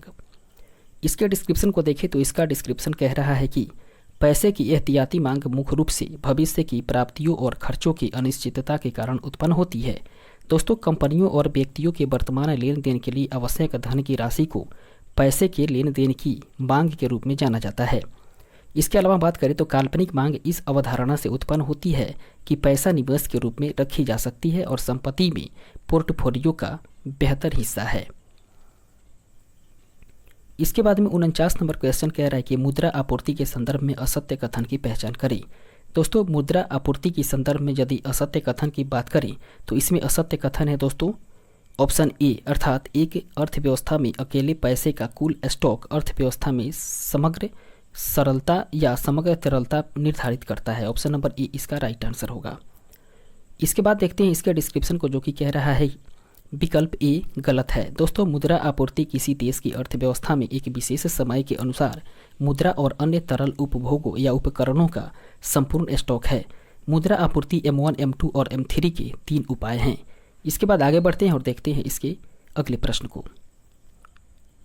इसके बाद में 50 नंबर क्वेश्चन कह रहा है कि डैश बॉन्ड बाजार में एक स्थिति है जब ब्याज की दर अपने निम्नतम स्तर पर गिर जाती है और धन की काल्पनिक मांग पूरी तरीके से लोचदार हो जाती है। वह दोस्तों चल निधि जाल। ऑप्शन नंबर सी इसका सही आंसर होगा, चल निधि जाल। इस तरीके से बात करें दोस्तों तो चल निधि जाल बॉन्ड बाजार की एक स्थिति है जब ब्याज की दर अपने निम्नतम स्तर पर गिर जाती है और धन की काल्पनिक मांग पूरी तरीके से लोचदार हो जाती है।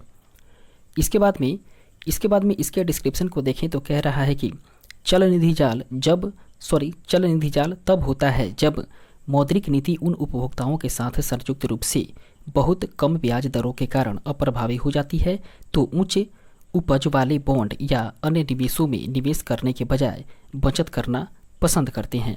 दोस्तों पैसे का वेग उस दर पर मापता है या उस दर का माप है जिस पर उपभोक्ता और व्यवसाय एक अर्थव्यवस्था में पैसे का आदान प्रदान करते हैं। इसके बाद में अगला प्रश्न है दोस्तों 51 नंबर क्वेश्चन कह रहा है कि अर्थव्यवस्था में मुद्रा आपूर्ति के संदर्भ में डैश और डैश को क्रमशः संकीर्ण है। दोस्तों ये है M1 और M3। ऑप्शन नंबर ए इसका सही आंसर होगा, अर्थात अर्थव्यवस्था में मुद्रा आपूर्ति के संदर्भ में M1 और M3 को क्रमशः संकीर्ण और मुद्रा और व्यापक मुद्रा कहा जाता है। इसके बाद में इसके डिस्क्रिप्शन को देखें तो कह रहा है कि M3 जो कि व्यापक मुद्रा और M1 बैंकिंग प्रणाली के साथ सावधि जमा है, जबकि M2 बराबर M1 ये डाकघर बचत बैंकों की बचत जमा, जबकि M1 संकीर्ण धन अर्थात बैंकिंग प्रणाली बचत खाता चालू खाता के साथ में सार्वजनिक मांग जमा के साथ मुद्रा है। इसके बाद में अगला प्रश्न है दोस्तों 52 नंबर क्वेश्चन कह रहा है कि निम्नलिखित में से कौन एक निजी वस्तु है। दोस्तों निजी वस्तु के बारे में बात करें तो निजी वस्तु है कि वह वस्तु जो किसी एक व्यक्ति या परिवार के द्वारा उपभोग की जाती है वही निजी वस्तु है। ऑप्शन नंबर डी इसका राइट आंसर होगा। इसके डिस्क्रिप्शन को देखें तो कह रहा है कि एक निजी वस्तु का अर्थ वह वस्तु है जिसका उपभोग एक व्यक्ति या परिवार के द्वारा करता है या एक परिवार करता है। निजी सामान बहिष्कृत और प्रतिद्वंदी है, जबकि भोजन, कपड़े, कार, पार्किंग स्थल आदि ये सभी के सभी निजी सामान हैं। इसके बाद में अगला क्वेश्चन है 53 नंबर प्रश्न कह रहा है कि सामान्य वस्तुओं के मामले में आय और मांग के बीच किस प्रकार का संबंध पाया जाता है। दोस्तों इसके बारे में बात करें तो सामान्य वस्तुओं के मामले में आय और मांग के बीच में जिस प्रकार का संबंध पाया जाता है वह संबंध है दोस्तों प्रत्यक्ष संबंध। ऑप्शन नंबर सी इसका सही आंसर होगा, प्रत्यक्ष संबंध होता है। इसके डिस्क्रिप्शन को देखें तो इसका डिस्क्रिप्शन कह रहा है कि सामान्य वस्तुओं के मामले में आय और मांग का प्रत्यक्ष संबंध है, जिसका अर्थ है कि आय में वृद्धि से मांग में वृद्धि होगी और आय में कमी के कारण मांग में भी गिरावट आएगी। इसके बाद में अगला क्वेश्चन है दोस्तों हम लोग का 54 नंबर प्रश्न, जो कि कह रहा है कि किसी वस्तु की अतिरिक्त एक इकाई के उपभोग के कारण कुल उपयोगिता में होने वाले परिवर्तन को क्या कहा जाता है। दोस्तों उसे सीमांत उपयोगिता कहा जाता है। ऑप्शन नंबर ए इसका सही आंसर हो जाएगा, सीमांत उपयोगिता। इसका डिस्क्रिप्शन है कि सीमांत उपयोगिता वह अतिरिक्त संतुष्टि है जो कि ग्राहक को उपभोक्ता या उपभोग की एक अतिरिक्त इकाई या सेवा की अतिरिक्त इकाई के लिए मिलती है। इसके बाद में अगला प्रश्न है 55 नंबर क्वेश्चन कह रहा है कि मांग के नियम के अनुसार यदि अन्य सभी वस्तुएं समान रहे तो किसी वस्तु की मांग तथा उसकी कीमत में क्या संबंध होता है। दोस्तों मांग के नियम के अनुसार यदि अन्य सभी वस्तुएं समान रहें तो किसी वस्तु की मांग तथा उसकी कीमत में जो संबंध होता है वह संबंध होता है दोस्तों ये ऋणात्मक होगी। ऑप्शन नंबर ए इसका सही आंसर होगा, ऋणात्मक संबंध है। इसके डिस्क्रिप्शन को देखें तो कह रहा है कि मांग के नियम के अनुसार जब जब किसी वस्तु की कीमत बढ़ती है तो उसकी मांग गिरती है, और इसके विपरीत अन्य सभी चीज़ों को स्थिर रखते हुए दोस्तों इसलिए मांग और कीमत जो है वो एक दूसरे के व्युत्क्रमानुपाती हैं। अगला प्रश्न है 56 नंबर क्वेश्चन कह रहा है कि डैश उस प्रकार की वस्तु है जिसकी मांग कीमत बढ़ने के साथ बढ़ती है। वह है दोस्तों गिफेन या निम्न स्तरीय वस्तु। ऑप्शन नंबर ए इसका सही आंसर हो जाएगा, गिफेन या निम्न स्तरीय वस्तु। इसके डिस्क्रिप्शन को देखें तो कह रहा है कि गिफेन वस्तुएं एक ऐसे उत्पाद है या एक ऐसा उत्पाद है जिसका लोग अधिक उपभोग करते हैं क्योंकि कीमत बढ़ती है, और इसके विपरीत सूक्ष्म अर्थशास्त्र में मांग के बुनियादी कानून का उल्लंघन करता है। इसके बाद में अगला क्वेश्चन है 57 नंबर प्रश्न कह रहा है कि अर्थशास्त्रियों के लिए डैश से आशय किसी वस्तु या सेवा की उस मात्रा से है जिसे लोग क्रय करना चाहते हैं और क्रय में सक्षम है। वह है दोस्तों मांग। ऑप्शन नंबर ए इसका सही आंसर हो जाएगा, मांग। इसके डिस्क्रिप्शन को देखें तो कह रहा है कि अर्थशास्त्र के अनुसार मांग का तात्पर्य खरीद की इच्छा, भुगतान करने की क्षमता और भुगतान करने की इच्छा से है। दोस्तों एक उपभोक्ता आवश्यकता और इच्छा के बीच अंतर करने में सक्षम हो सकता है, लेकिन एक अर्थशास्त्री के दृष्टिकोण से वे एक ही चीज़ है। इसके बाद में अगला प्रश्न है दोस्तों 58 नंबर क्वेश्चन कह रहा है कि आर्थिक संदर्भ में मध्यवर्ती वस्तुओं से हमारा क्या तात्पर्य है। दोस्तों आर्थिक संदर्भ में यदि मध्यवर्ती वस्तु के बारे में बात करें तो मध्यवर्ती वस्तु से हमारा संबंध है कि यह हमारा तात्पर्य है कि पुनर्विक्रय या अन्य वस्तुओं के उत्पादन के लिए उद्योगों के बीच बेचा जाने वाला सामान है। ऑप्शन नंबर ए इसका राइट आंसर होगा। इसके डिस्क्रिप्शन को देखें तो इसका डिस्क्रिप्शन कह रहा है कि उद्योगों के बीच पुनर्विक्रय या दूसरों के उत्पादन के लिए बेची गई वस्तुएं हैं। दोस्तों मध्यवर्ती वस्तुएं ये उत्पादक वस्तुएं या अर्ध तैयार उत्पाद वे वस्तुएं हैं जो कि आंशिक रूप से तैयार माल हैं और अन्य वस्तुओं के उत्पादन के लिए उपयोगी की जाती है जो कि अंततः अंतिम उत्पाद बनाती है। और उदाहरण के लिए बात करें दोस्तों तो उदाहरण के लिए यदि किसी मोबाइल को निर्यात किया जाना है तो उसकी बैटरी एक मध्यवर्ती वस्तु होगी। इसके बाद में अगला क्वेश्चन है 59 नंबर प्रश्न, और प्रश्न कह रहा है कि किसी वस्तु या सेवा की मांग जो किसी और चीज़ की मांग का परिणाम है वह क्या कहलाती है। दोस्तों वह व्युत्पन्न मांग कहलाती है। ऑप्शन नंबर डी इसका राइट आंसर हो जाएगा, व्युत्पन्न मांग। इसके डिस्क्रिप्शन को देखें तो इसका डिस्क्रिप्शन कह रहा है कि किसी वस्तु या सेवा की मांग जो कि किसी अन्य चीज़ की मांग का परिणाम है वह व्युत्पन्न मांग कहलाती है। उदाहरण के लिए यदि प्रिंटर की मांग बढ़ती है तो कागज़ की मांग भी बढ़ेगी, और प्रिंटर की मांग में वृद्धि के कारण कागज़ की मांग में भी वृद्धि को व्युत्पन्न मांग के रूप में जाना जाता है। इसके बाद में अगला प्रश्न है दोस्तों 60 नंबर क्वेश्चन कह रहा है कि संतुलित कीमत पर मांग की कमी तथा आपूर्ति में वृद्धि का क्या प्रभाव पड़ेगा।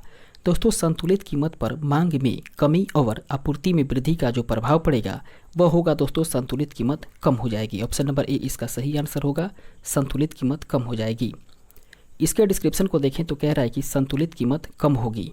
दोस्तों यहाँ पे ये जो ग्राफ दिखाया गया है इससे ये पता चलता है कि क्वांटिटी Q और ये प्राइस P है, ये क्वांटिटी जो है वो Q कम हो जा रही है। इस प्रकार से देखते हैं इसके डिस्क्रिप्शन को जो कि कह रहा है कि मांग में कमी और आपूर्ति में वृद्धि से संतुलन कीमत में कमी आएगी, और इसके विपरीत लेकिन संतुलित मात्रा पर प्रभाव निर्धारित नहीं किया जा सकता है। इस प्रकार से अगला क्वेश्चन है 61 नंबर क्वेश्चन कह रहा है कि जब प्रतिस्थापन वस्तुओं की कीमतों में वृद्धि होती है तब मांग वक्र पर क्या प्रभाव पड़ता है।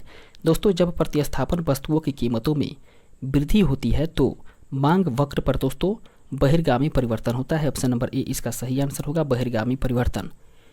इसके डिस्क्रिप्शन को देखें तो कह रहा है कि यह बहिर्गामी परिवर्तन होगा, और आरेख से दोस्तों यह आरेख जो है वो आरेख से जब उत्पाद की कीमत बढ़ जाती है तो ग्राहक अपने स्थापन्य उत्पाद की ओर बढ़ जाता है, और अचानक से स्थापन्य उत्पाद की मांग डी से डी डैश तक बढ़ जाती है, जिसका अर्थ है कि ग्राफ में एक बाहरी परिवर्तन है। इसके बाद में दोस्तों हम लोग आगे बढ़ेंगे और देखेंगे अगले टॉपिक को। अगला टॉपिक जो है दोस्तों वो है हम लोग का लागत, उत्पादन, खपत और बाजार से संबंधित। दोस्तों इस टॉपिक से संबंधित पहला प्रश्न और कुल मिलाकर बात करें तो 62 नंबर क्वेश्चन कह रहा है कि आत्मनिर्भरता का सूचक क्या है।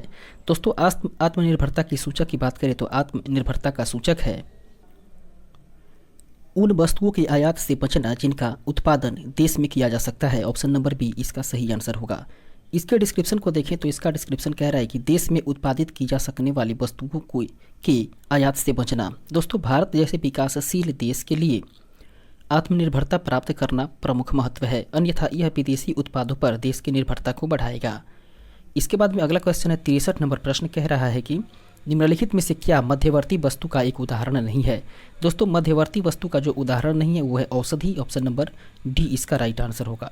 इसके डिस्क्रिप्शन को देखें तो इसका डिस्क्रिप्शन कह रहा है कि 3 मुख्य प्रकार के सामान। पहला है दोस्तों भौतिक वस्तु, जिसे कि देखा, छुआ और एक स्थान से दूसरे स्थान तक स्थानांतरित किया जा सकता है, वे भौतिक वस्तु होते हैं। जिसके उदाहरण की बात करें तो इसका उदाहरण होता है दोस्तों मशीन, जूते, कपड़ा इत्यादि। और दूसरे वस्तु की बात करें दोस्तों वे होते हैं गैर भौतिक वस्तु और इसे देखा, छुआ या स्थानांतरित नहीं किया जा सकता है। इसके उदाहरण की बात करें तो ये सभी प्रकार की सेवाएं जैसे कि डॉक्टर, इंजीनियर, अभिनेता। और इसके बाद में अगला है दोस्तों इंटरमीडिएट की बात करें तो ये अंतिम वस्तु का उत्पादन करने के लिए इस्तेमाल किए जाने वाले उत्पाद होते हैं। और सी की बात करें दोस्तों जो तीसरा प्रकार है वो है अंतिम खाद्य पदार्थ, जो कि माल अग्रिम उत्पादन के लिए नहीं बल्कि व्यक्तिगत उपभोग या निवेश के लिए बेचा जाता है। इसके बाद में अगला प्रश्न है हम लोग का 64 नंबर क्वेश्चन कह रहा है कि आय में एक छोटी सी वृद्धि का अनुपात जिससे कि खपत व्यय में वृद्धि होगी वह किसके रूप में जाना जाता है। दोस्तों, उसे सीमांत उपभोग प्रवृत्ति के रूप में जानते हैं। ऑप्शन नंबर बी इसका राइट आंसर होगा।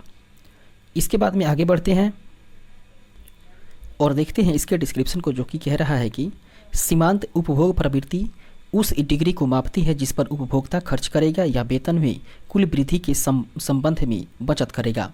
आय की सीमांत दक्षता छूट की वह दर है जो कि एक निश्चित पूंजी परिसंपत्ति की कीमत को अपेक्षित आय के वर्तमान छूट वाले मूल्य के साथ समना करेगी या समान करेगी।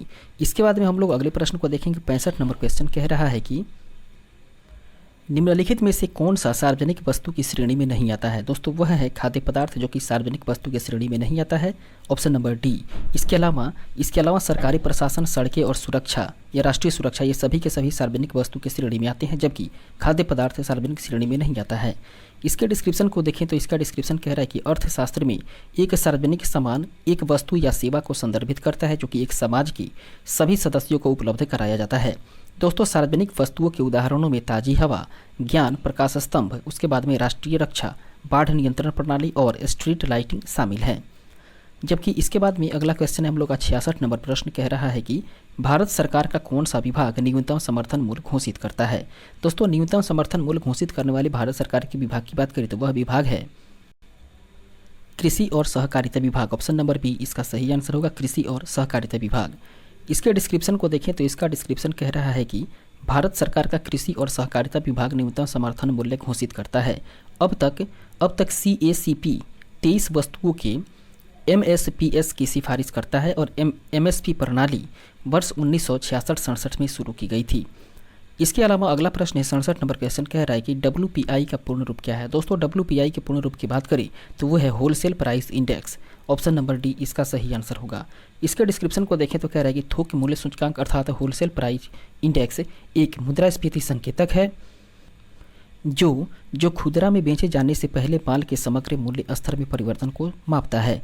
दोस्तों, WPI अर्थात वर्तमान मूल्य या आधार अवधि मूल्य गुना 100 होता है। इसके बाद में अगले प्रश्न को हम लोग देखेंगे। 68 नंबर क्वेश्चन कह रहा है कि निम्नलिखित में से किसकी अवसर लागत नहीं है। दोस्तों, किसकी अवसर लागत नहीं है वह है दोस्तों सूरज की रोशनी का। ऑप्शन नंबर सी इसका राइट आंसर होगा, सूरज की रोशनी। इसके डिस्क्रिप्शन को देखें तो कह रहा है कि अवसर लागत उन संभावित लक्ष्यों या अवसर लागत उन संभावित लाभों का प्रतिनिधित्व करती है जो एक व्यक्ति, निदेशक या व्यवसाय का एक विकल्प को दूसरे पर चुनते समय चूक जाते हैं। दोस्तों, दिए गए विकल्पों में से सूरज की रोशनी की अक्सर लागत नहीं है।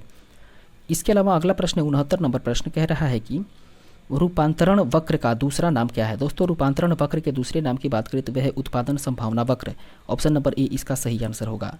इसके डिस्क्रिप्शन को देखें तो कह रहा है कि परावर्तन वक्र को कमोडिटी वाई की किसी भी राशि के लिए प्राप्य वस्तु x की अधिकतम राशि के रूप में परिभाषित किया गया है और इसके विपरीत इसे उत्पादन संभावना वक्र के रूप में भी जाना जाता है।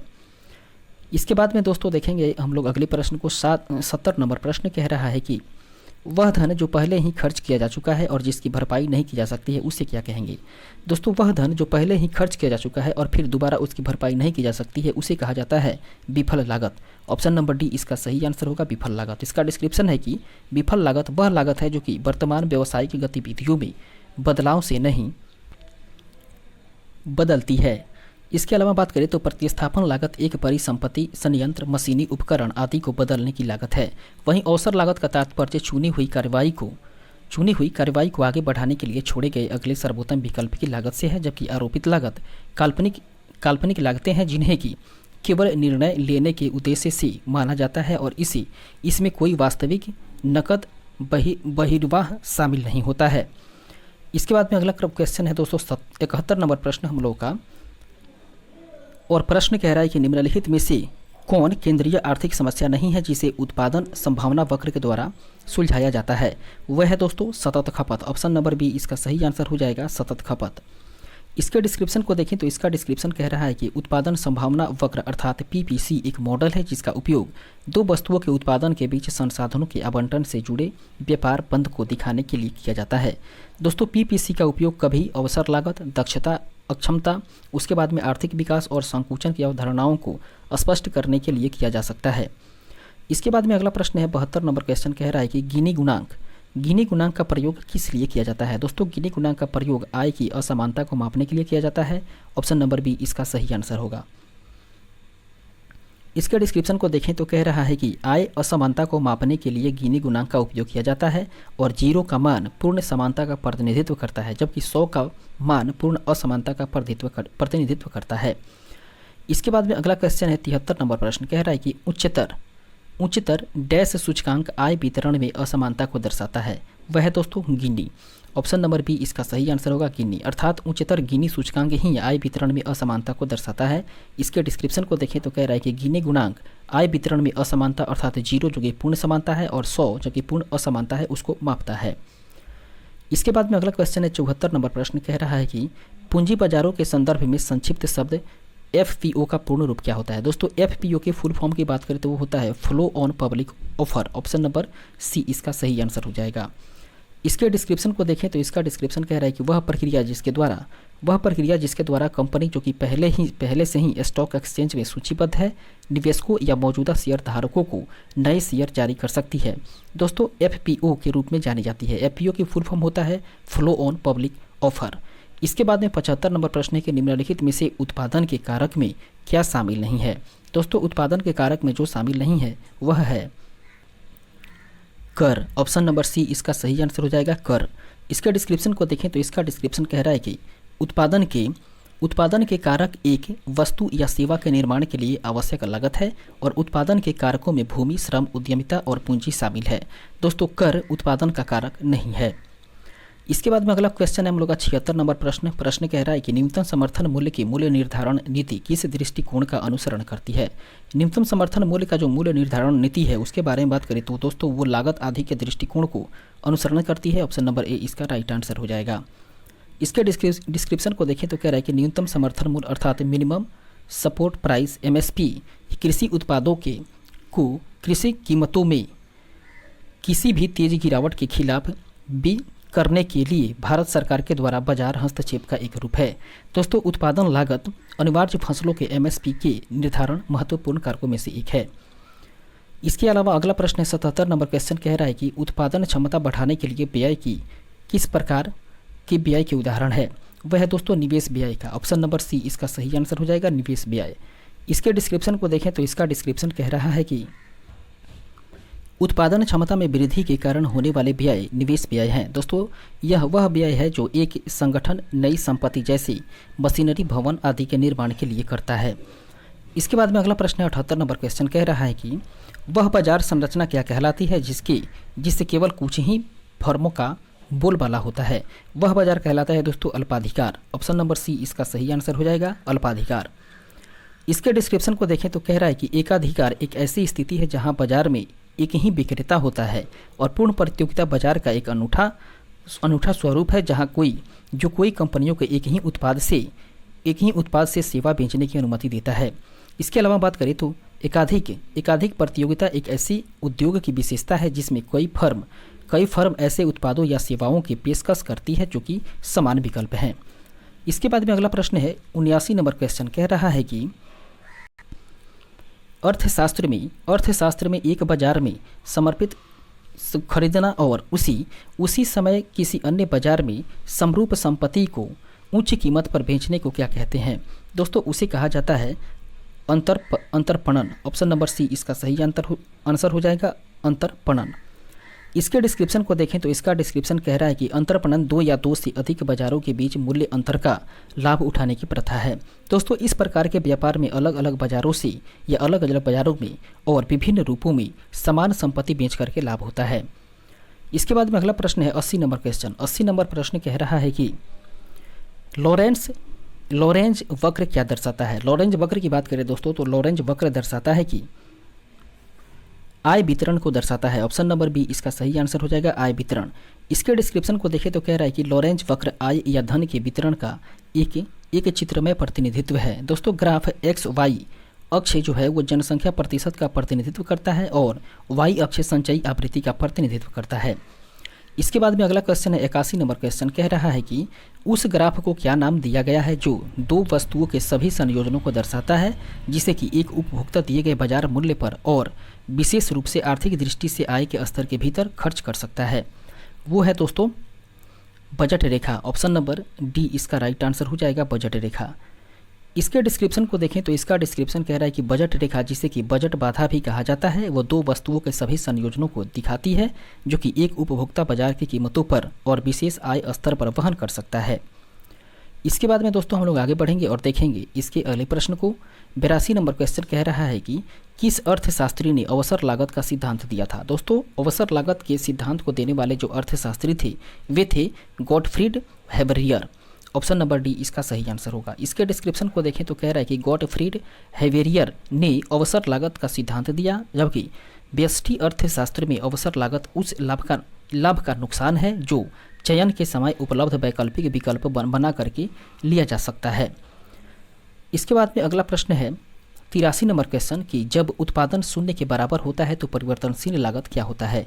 दोस्तों जब उत्पादन शून्य के बराबर होता है तो परिवर्तनशील लागत की बात करें तो वो भी शून्य हो जाता है। ऑप्शन नंबर बी इसका सही आंसर हो जाएगा, शून्य।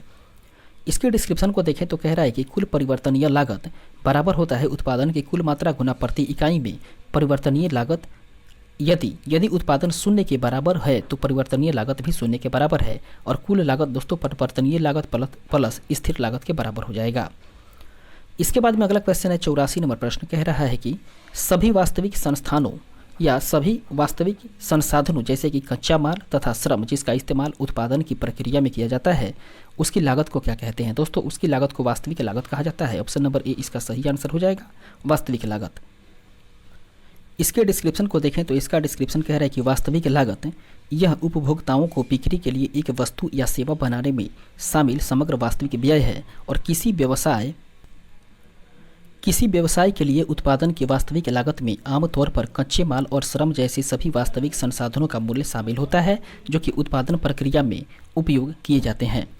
इसके बाद में अगला प्रश्न है 85 नंबर क्वेश्चन कह रहा है कि वह बाजार स्थल जहां अंतिम वस्तुएं तथा सेवाएं बेची जाती है क्या कहलाती है? उसे दोस्तों उत्पाद बाजार कहा जाता है। ऑप्शन नंबर डी इसका राइट आंसर हो जाएगा, उत्पाद बाजार। इसके डिस्क्रिप्शन को देखें तो कह रहा है कि उत्पाद बाजार वह बाजार है जहां ग्राहक को अंतिम सामान या सेवाएं बेची जाती है। उदाहरण के तौर पे बात करें दोस्तों तो उदाहरण के लिए दवा क्षेत्र और स्मार्टफोन। इस प्रकार के बाजार में कच्चे माल का व्यापार नहीं हो पाता है और कंपनी और ग्राहक दोनों तैयार उत्पाद के साथ में सौदा करते हैं। इसके बाद में अगला क्वेश्चन है 86 नंबर प्रश्न कह रहा है कि निम्नलिखित में से कौन उत्पादन के 4 प्रमुख साधनों में से एक नहीं है? वह है दोस्तों व्यय। ऑप्शन नंबर सी इसका सही आंसर हो जाएगा, व्यय। इसका डिस्क्रिप्शन है कि अर्थशास्त्री उत्पादन के कारकों को 4 श्रेणियों में विभाजित करते हैं। वह है दोस्तों भूमि, श्रम, पूंजी और उद्यमिता। इसके बाद में हम लोग का नेक्स्ट टॉपिक है, अगला टॉपिक है राष्ट्रीय आय, मुद्रास्फीति, बजट, कराधान और जीडीपी। इससे संबंधित पहला प्रश्न कुल मिलाकर बात करें तो 87 नंबर क्वेश्चन है कि निम्नलिखित में से कौन सी विधि राष्ट्रीय आय आकलन की विधियों में से एक नहीं है? वह है दोस्तों बैंकिंग विधि जो कि राष्ट्रीय आय के आकलन की विधि में से एक नहीं है। ऑप्शन नंबर ए इसका सही आंसर हो जाएगा, बैंकिंग विधि। इसके डिस्क्रिप्शन को देखें तो कह रहा है कि किसी देश की राष्ट्रीय आय का अर्थ है कि उस देश के नागरिकों के द्वारा एक निश्चित अवधि तक एक वर्ष में अर्जित कुल आय का योग है।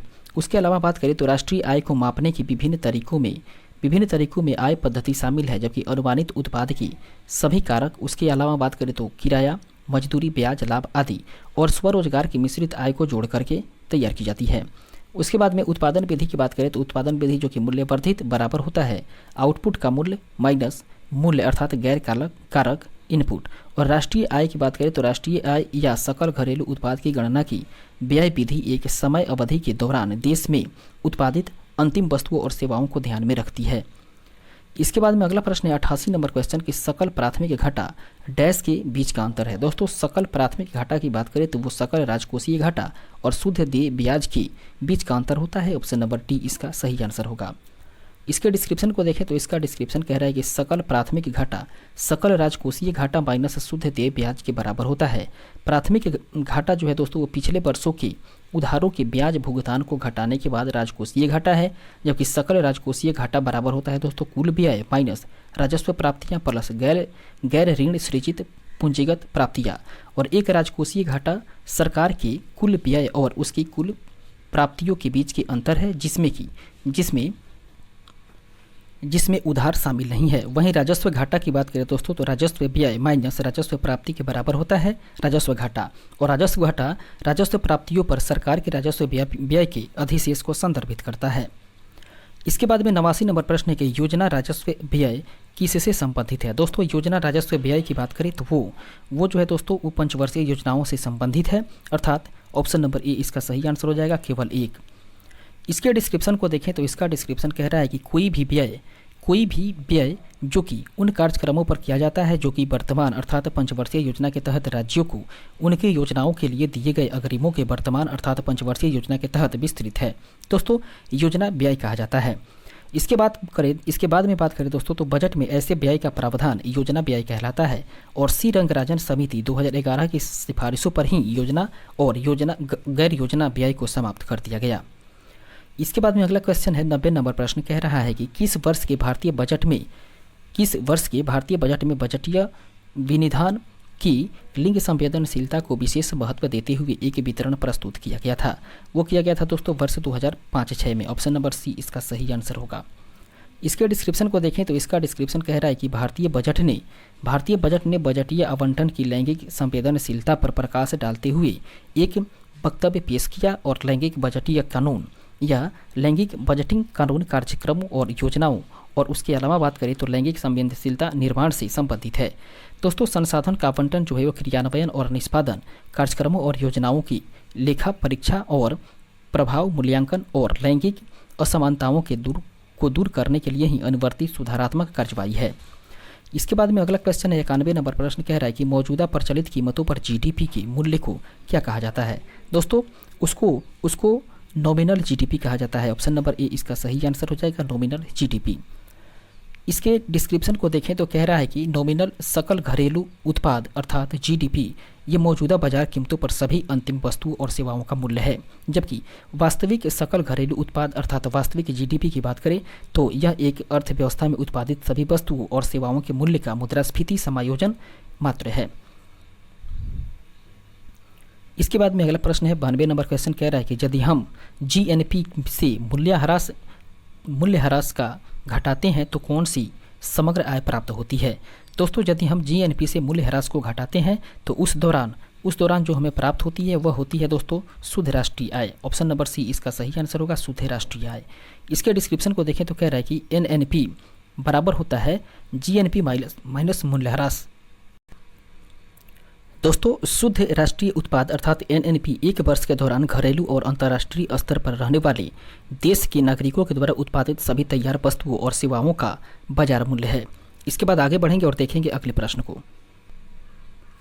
93 नंबर क्वेश्चन कह रहा है कि परिवारों की व्यक्तिगत आय प्राप्त करने के लिए निम्नलिखित में से किसे राष्ट्रीय आय में जोड़ा जाता है। दोस्तों परिवारों के व्यक्तिगत आय प्राप्त करने के लिए सरकार और फर्मों से भुगतान हस्तांतरण को जोड़ा जाता है, राष्ट्रीय आय में जोड़ा जाता है। ऑप्शन नंबर बी इसका सही आंसर होगा। इसके डिस्क्रिप्शन को देखें तो इसका डिस्क्रिप्शन कह रहा है कि सरकार और सरकार और फर्मों से भुगतान हस्तांतरण। दोस्तों व्यक्तिगत आय बराबर होता है राष्ट्रीय आय माइनस कॉरपोरेट आय और माइनस अवितरित कॉरपोरेट लाभ माइनस सामाजिक सुरक्षा अंशदान प्लस हस्तांतरण भुगतान। और व्यक्तिगत आय अर्थात पर्सनल इनकम की बात करें तो प्रत्यक्ष करों से पहले सभी संभावित स्रोतों से किसी देश के व्यक्तियों और परिवारों के द्वारा प्राप्त कुल धन आय होता है। इसके बाद में अगला क्वेश्चन है 94 नंबर प्रश्न कह रहा है कि जिस वर्ष की कीमतों का उपयोग वास्तविक सकल घरेलू उत्पाद की गणना के लिए किया जा रहा है उसे क्या कहा जाता है। दोस्तों उसे आधार वर्ष कहते हैं। ऑप्शन नंबर सी इसका सही आंसर हो जाएगा, आधार वर्ष। इसके डिस्क्रिप्शन को देखें तो इसका डिस्क्रिप्शन कह रहा है कि आधार वर्ष वह वर्ष जिसकी कीमतों का वास्तविक सकल घरेलू उत्पाद की गणना के लिए उपयोग किया जाता है। इसके अलावा बात करें दोस्तों तो वर्तमान में 2011-12 भारत में सकल घरेलू उत्पाद के लिए आदर्श वर्ष अर्थात फिस्कल ईयर्स है। वहीं बात करें तो वित्तीय वर्ष के बारे में बात करें तो भारत में वित्तीय वर्ष 1 अप्रैल से शुरू होता है और 31 मार्च को समाप्त हो जाता है। वहीं चालू वर्ष की बात करें तो वित्तीय वर्ष जिसमें कि एक बजट तैयार किया जाता है और अपनाया जाता है उसे चालू वर्ष कहा जाता है। इसके बाद में अगला प्रश्न है हम लोग का दोस्तों 95 नंबर क्वेश्चन। प्रश्न कह रहा है कि समष्टि अर्थशास्त्र अर्थात माइक्रो इकोनॉमिक्स में अध्ययन का विषय किस सिद्धांत पर आधारित होता है। दोस्तों माइक्रो इकोनॉमिक्स अर्थात समष्टि अर्थशास्त्र में अध्ययन का जो विषय है वो राष्ट्रीय आय के सिद्धांत पर आधारित होता है। ऑप्शन नंबर ए इसका सही आंसर हो जाएगा। इसके डिस्क्रिप्शन को देखें तो इसका डिस्क्रिप्शन कह रहा है कि मैक्रो इकोनॉमिक्स के अध्ययन का विषय राष्ट्रीय आय के सिद्धांत पर आधारित है। माइक्रो इकोनॉमिक्स की बात करें दोस्तों तो यह बताता है कि समग्र रूप से अर्थव्यवस्था कैसे संचालित होती है और राष्ट्रीय आय और रोजगार के स्तर को उत्पन्न करने के लिए कुल मांग और आपूर्ति का उपयोग कैसे किया जाता है। वहीं राष्ट्रीय आय की बात करें दोस्तों तो किसी भी देश के द्वारा, कहने का मतलब है दोस्तों कि किसी भी देश द्वारा उसके वित्तीय वर्ष के दौरान उत्पादित वस्तुओं और सेवाओं का कुल मूल्य ही राष्ट्रीय आय कहलाता है। इसके बाद में अगला क्वेश्चन है 96 नंबर प्रश्न। डैश एक वर्ष के दौरान घरेलू अर्थव्यवस्था के भीतर होने वाली अंतिम वस्तुओं और सेवाओं के कुल उत्पादन को मापता है। वह है दोस्तों सकल घरेलू उत्पाद। ऑप्शन नंबर बी इसका सही आंसर होगा, सकल घरेलू उत्पाद। इसके डिस्क्रिप्शन को देखें तो कह रहा है कि सकल घरेलू उत्पाद एक विशिष्ट समयावधि में देश की सीमाओं के भीतर उत्पादित सभी तैयार माल और सेवाओं का कुल मौद्रिक या बाजार मूल्य है। जबकि सकल राष्ट्रीय आय की बात करें तो सकल राष्ट्रीय आय किसी देश के लोगों और व्यवसायों के द्वारा अर्जित कुल राशि होती है। वहीं कारक मूल्य पर राष्ट्रीय आय की बात करें तो कारक मूल्य पर मूल्य वर्धित कुल योग या साधन लागत पर शुद्ध घरेलू उत्पाद और विदेशों से शुद्ध कारक आय है। इसके बाद में अगला क्वेश्चन है 97 नंबर प्रश्न कह रहा है कि निम्नलिखित में से कौन सी राष्ट्रीय आय की विशेषता नहीं है। वह है दोस्तों यह केवल मध्यवर्ती वस्तुओं में शामिल होता है, यह राष्ट्रीय आय की विशेषता नहीं है। ऑप्शन नंबर डी इसका सही आंसर होगा। इसके डिस्क्रिप्शन को देखें तो इसका डिस्क्रिप्शन कह रहा है कि यह केवल मध्यवर्ती वस्तुओं में शामिल है। राष्ट्रीय आय मूल्यह्रास को समायोजित करने के बाद एक लेखा वर्ष के दौरान सामान्य निवासियों के द्वारा उत्पादित अंतिम वस्तुओं और सेवाओं का मूल्यह्रास है। दोस्तों इसकी बात करें तो यह कारक लागत अर्थात एफसी पर शुद्ध राष्ट्रीय उत्पाद है। इसके बाद में अगला क्वेश्चन है 98 नंबर प्रश्न कह रहा है कि वस्तु और सेवा कर अर्थात जीएसटी कब से लागू हुआ। दोस्तों वस्तु और सेवा कर अर्थात गुड्स एंड सर्विस टैक्स को लागू किया गया था 1 जुलाई वर्ष 2017 ईस्वी से। ऑप्शन नंबर ए इसका सही आंसर होगा। इसके डिस्क्रिप्शन को देखें तो कह रहा है कि 1 जुलाई वर्ष 2017 ये वस्तु एवं सेवा कर अर्थात जीएसटी एक मूल्य वर्धित कर है। भारतीय संविधान के अनुच्छेद 279A के अनुसार राष्ट्रपति को एक आदेश के द्वारा जीएसटी परिषद का गठन करने का अधिकार देता है, जबकि इसके अध्यक्ष केंद्रीय वित्त मंत्री होते हैं। दोस्तों कर संग्रह के लिए वस्तुओं और सेवाओं को 5 अलग अलग कर खंडों में बांटा गया है। वह दोस्तों 0%, 5%, 12%, 18% और उसके बाद में 28%। ये 5 के 5 अलग अलग कर हैं। हालांकि पेट्रोलियम उत्पादों, मादक पेय पदार्थ और बिजली पर जीएसटी के तहत कर नहीं लगाया जाता है और इसके बजाय अलग अलग राज्य सरकारों के द्वारा अलग अलग से कर लगाया जाता है। इसके बाद में 99 नंबर प्रश्न कह रहा है कि जब व्यय राजस्व से अधिक हो जाता है तो उस बजट को क्या कहा जाता है। दोस्तों जब व्यय जो है वो राजस्व से अधिक हो जाता है तो उस बजट को घाटा बजट कहा जाता है। ऑप्शन नंबर ए इसका सही आंसर हो जाएगा, घाटा। इसके डिस्क्रिप्शन को देखें तो कह रहा है कि जब व्यय राजस्व से अधिक हो जाता है तो घाटा बजट होता है। और घाटा बजट 3 प्रकार का होता है। पहला होता है तो दोस्तों राजकोषीय घाटा, उसके बाद में राजस्व घाटा और तीसरा होता है प्राथमिक घाटा। वहीं अधिशेष की बात करें तो किसी संपत्ति या संसाधन की वह राशि है जो सक्रिय रूप से उपयोग किए जाने वाले हिस्सों से अधिक है। दोस्तों ऋण की बात करें, ऋण अर्थात ऋण एक व्यक्ति के द्वारा बकाया राशि और दूसरे व्यक्ति के कारण होने वाले धन को संदर्भित करता है। जबकि रिजर्व की बात करें दोस्तों तो रिजर्व बैंक नकदी की न्यूनतम राशि को संदर्भित करता है जिसे कि बैंकों को तरलता उद्देश्यों के लिए हाथ में रखना चाहिए। इसके बाद में अगला प्रश्न है 100 नंबर क्वेश्चन कह रहा है कि सरकारी बजट का निम्नलिखित में से कौन सा कार्य आय के वितरण से संबंधित है। वह है दोस्तों पुनर्वितरण समारोह। ऑप्शन नंबर डी इसका सही आंसर हो जाएगा, केवल 2 सही है।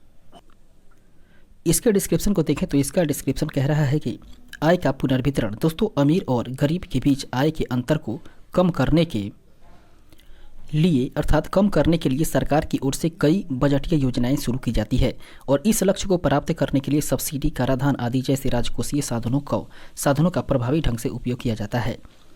इसके बाद में अगला प्रश्न 101 नंबर क्वेश्चन कह रहा है कि 1950 से लेकर के वर्ष 1990 ईस्वी की अवधि के दौरान जीडीपी में कृषि का अनुमानित या अनुपातिक योगदान उल्लेखनीय रूप से क्या रहा था। वो रहा था दोस्तों घाटा था। ऑप्शन नंबर डी इसका सही आंसर होगा, वो घाटा था। इसका डिस्क्रिप्शन है कि भारत में वर्ष 1950 से लेकर के वर्ष 1990 ईस्वी के बीच कृषि द्वारा योगदान किए गए सकल घरेलू उत्पाद के अनुपात में काफ़ी गिरावट आई थी। वर्ष 1950 में 67.5% से 1990 ईस्वी तक 64.9%, जबकि 2022 के अनुसार कृषि क्षेत्र में देश के कुल सकल घरेलू उत्पाद का लगभग 14% योगदान रहा था। दोस्तों सेवा क्षेत्र की बात करें तो सेवा क्षेत्र जो है वो भारतीय अर्थव्यवस्था में सबसे अधिक योगदान देता है, यानी कि भारत के कुल ग्रॉस वैल्यू एडेड अर्थात जीवीए का 53.89% है, जबकि उद्योग क्षेत्र का योगदान 25.92% है। इसके बाद में अगला प्रश्न है 102 नंबर क्वेश्चन कह रहा है कि भारत सरकार की निम्नलिखित में से कौन सी संस्था कारक लागत पर और बाजार मूल्य पर सकल घरेलू उत्पाद रिपोर्ट करती रहती है या करती रही है। वह है दोस्तों राष्ट्रीय सांख्यिकी कार्यालय। ऑप्शन नंबर सी इसका सही आंसर होगा, राष्ट्रीय सांख्यिकी कार्यालय। इसके डिस्क्रिप्शन को देखें तो इसका डिस्क्रिप्शन कह रहा है कि राष्ट्रीय नमूना सर्वेक्षण कार्यालय अर्थात NSSO 1950 ईस्वी में स्थापित हुआ था और इसको वर्ष 2019 ईस्वी में राष्ट्रीय सांख्यिकी कार्यालय अर्थात NSO बनाने के लिए सांख्यिकी और कार्यक्रम क्रियान्वयन मंत्रालय के तहत ही केंद्रीय सांख्यिकी कार्यालय 1951 ईस्वी में स्थापित CSO के साथ में विलय कर दिया गया है। इसके बाद अगला क्वेश्चन है 103 नंबर क्वेश्चन कह रहा है कि निम्नलिखित में से कौन सा सरकार के पूंजीगत व्यय का घटक नहीं है। दोस्तों सरकार के जो पूंजीगत व्यय के घटक नहीं है वे है दोस्तों ब्याज भुगतान। ऑप्शन नंबर डी इसका सही आंसर हो जाएगा, ब्याज भुगतान। इसके बाद में आगे बढ़ते हैं और देखते हैं इसके डिस्क्रिप्शन को, जो कि कह रहा है कि ब्याज भुगतान सरकार के पूंजीगत व्यय का घटक नहीं है। दोस्तों सरकारी विभागों के सामान्य संचालन और सेवाओं के रख रखाव पर किए गए व्यय को ही राजस्व व्यय के रूप में माना जाता है, जैसे कर्मचारियों का वेतन, पिछले कर्ज पर ब्याज भुगतान, सब्सिडी, पेंशन इत्यादि। इसके बाद में अगला प्रश्न 104 नंबर क्वेश्चन कह रहा है कि निम्नलिखित में से कौन सा एक पूंजीगत व्यय नहीं है। दोस्तों जो एक पूंजीगत व्यय नहीं है वह है सब्सिडी भुगतान। ऑप्शन नंबर डी इसका सही आंसर हो जाएगा, सब्सिडी भुगतान। इसके डिस्क्रिप्शन को देखें तो कह रहा है कि सब्सिडी भुगतान दोस्तों पूंजीगत व्यय अचल संपत्तियों की एक समय की बड़ी खरीद है जिसका उपयोग लंबी अवधि में राजस्व सृजन के लिए किया जाएगा। उदाहरण के तौर पर बात करें दोस्तों तो वह है पौधा और जमीन। इसके साथ साथ बात करें तो वह होगा हम लोग का संयंत्र, उपकरण, फर्नीचर, उसके बाद में फिक्सचर, पेमेंट, लाइसेंस या ट्रेडमार्क इत्यादि।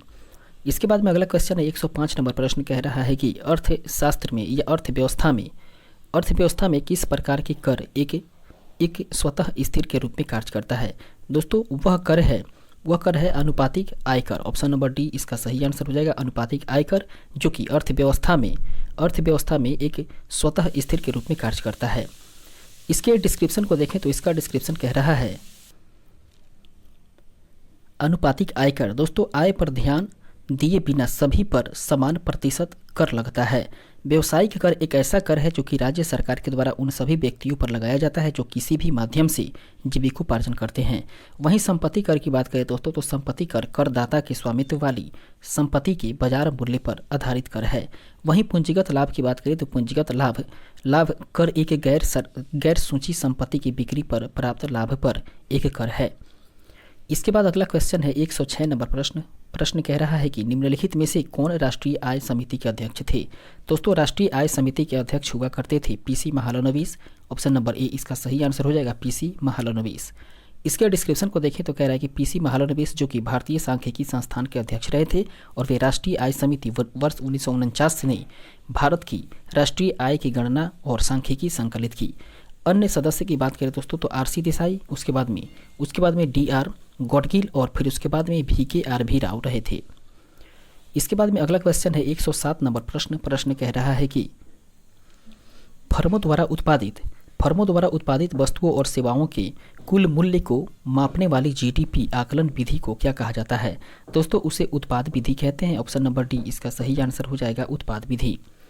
इसके डिस्क्रिप्शन को देखें तो कह रहा है कि उत्पाद विधि अर्थात जीडीपी एक निश्चित लेखा अवधि के दौरान किसी देश के घरेलू क्षेत्र में प्रत्येक उत्पादक उद्यम के द्वारा अंतिम उत्पादन और सेवाओं के योगदान को माप करके राष्ट्रीय आय का अनुमान लगाते हैं।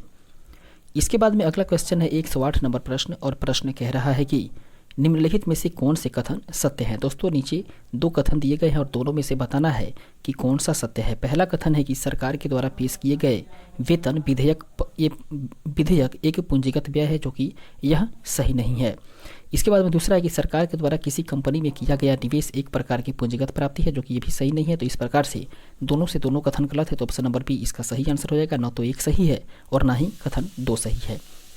इसके बाद में इसके डिस्क्रिप्शन को देखें तो इसका डिस्क्रिप्शन कह रहा है कि मजदूरी राजस्व आय में शामिल होता है। उसके बाद में निवेश की बात करें दोस्तों तो निवेश को पूंजीगत प्राप्ति में शामिल किया जाता है, जबकि पूंजीगत व्यय वह धन है जिसका उपयोग किसी संगठन में अचल संपत्तियों को खरीदने, सुधारने या बढ़ाने के लिए किया जाता है। वहीं पूंजीगत प्राप्ति की बात करें तो पूंजीगत प्राप्तियां ऐसी प्राप्तियां हैं जो कि देनदारियों का निर्माण करती है या वित्तीय संपत्तियों को कम करती है। निवेशक दोस्तों जो होते हैं वो निवेशक एक संगठन की संपत्ति का सहायक को बेचने या परिसमापन करने की क्रिया है। इसके बाद में आगे बढ़ें तो और आगे बढ़ के देखते हैं दोस्तों अगले प्रश्न को। 109 नंबर प्रश्न कह रहा है कि व्यक्तिगत प्रपोज्य आय को डैश के रूप में परिभाषित किया जा सकता है। दोस्तों उसे प्रति व्यक्ति आय अर्थात पर्सनल इनकम माइनस व्यक्तिगत कर भुगतान माइनस गैर कर भुगतान के साथ किया जा सकता है, परिभाषित किया जा सकता है। ऑप्शन नंबर सी इसका सही आंसर हो जाएगा। इसके डिस्क्रिप्शन को देखें तो कह रहा है कि व्यक्तिगत प्रायोज्य आय अर्थात PDI ये सभी प्रकार के करों की कटौती के बाद बचत और व्यय के लिए परिवार के लिए उपलब्ध धन की राशि के बराबर है। वहीं PDI की बात करें तो PDI व्यक्तिगत आय माइनस व्यक्तिगत कर भुगतान माइनस गैर कर भुगतान के बराबर होता है।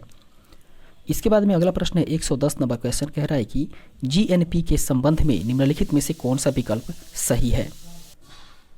दोस्तों GNP के संबंध में नीचे 4 विकल्पों में से देखिए कि कौन सा विकल्प सही है। तो इसके लिए सही विकल्प हो जाएगा दोस्तों GNP बराबर होता है GDP प्लस शेष विश्व में नियोजित उत्पादन के घरेलू कारकों के द्वारा अर्जित कारक आय माइनस घरेलू अर्थव्यवस्था में नियोजित शेष विश्व के उत्पाद कारकों के द्वारा अर्जित आय के बराबर। ऑप्शन नंबर सी इसका सही आंसर होगा।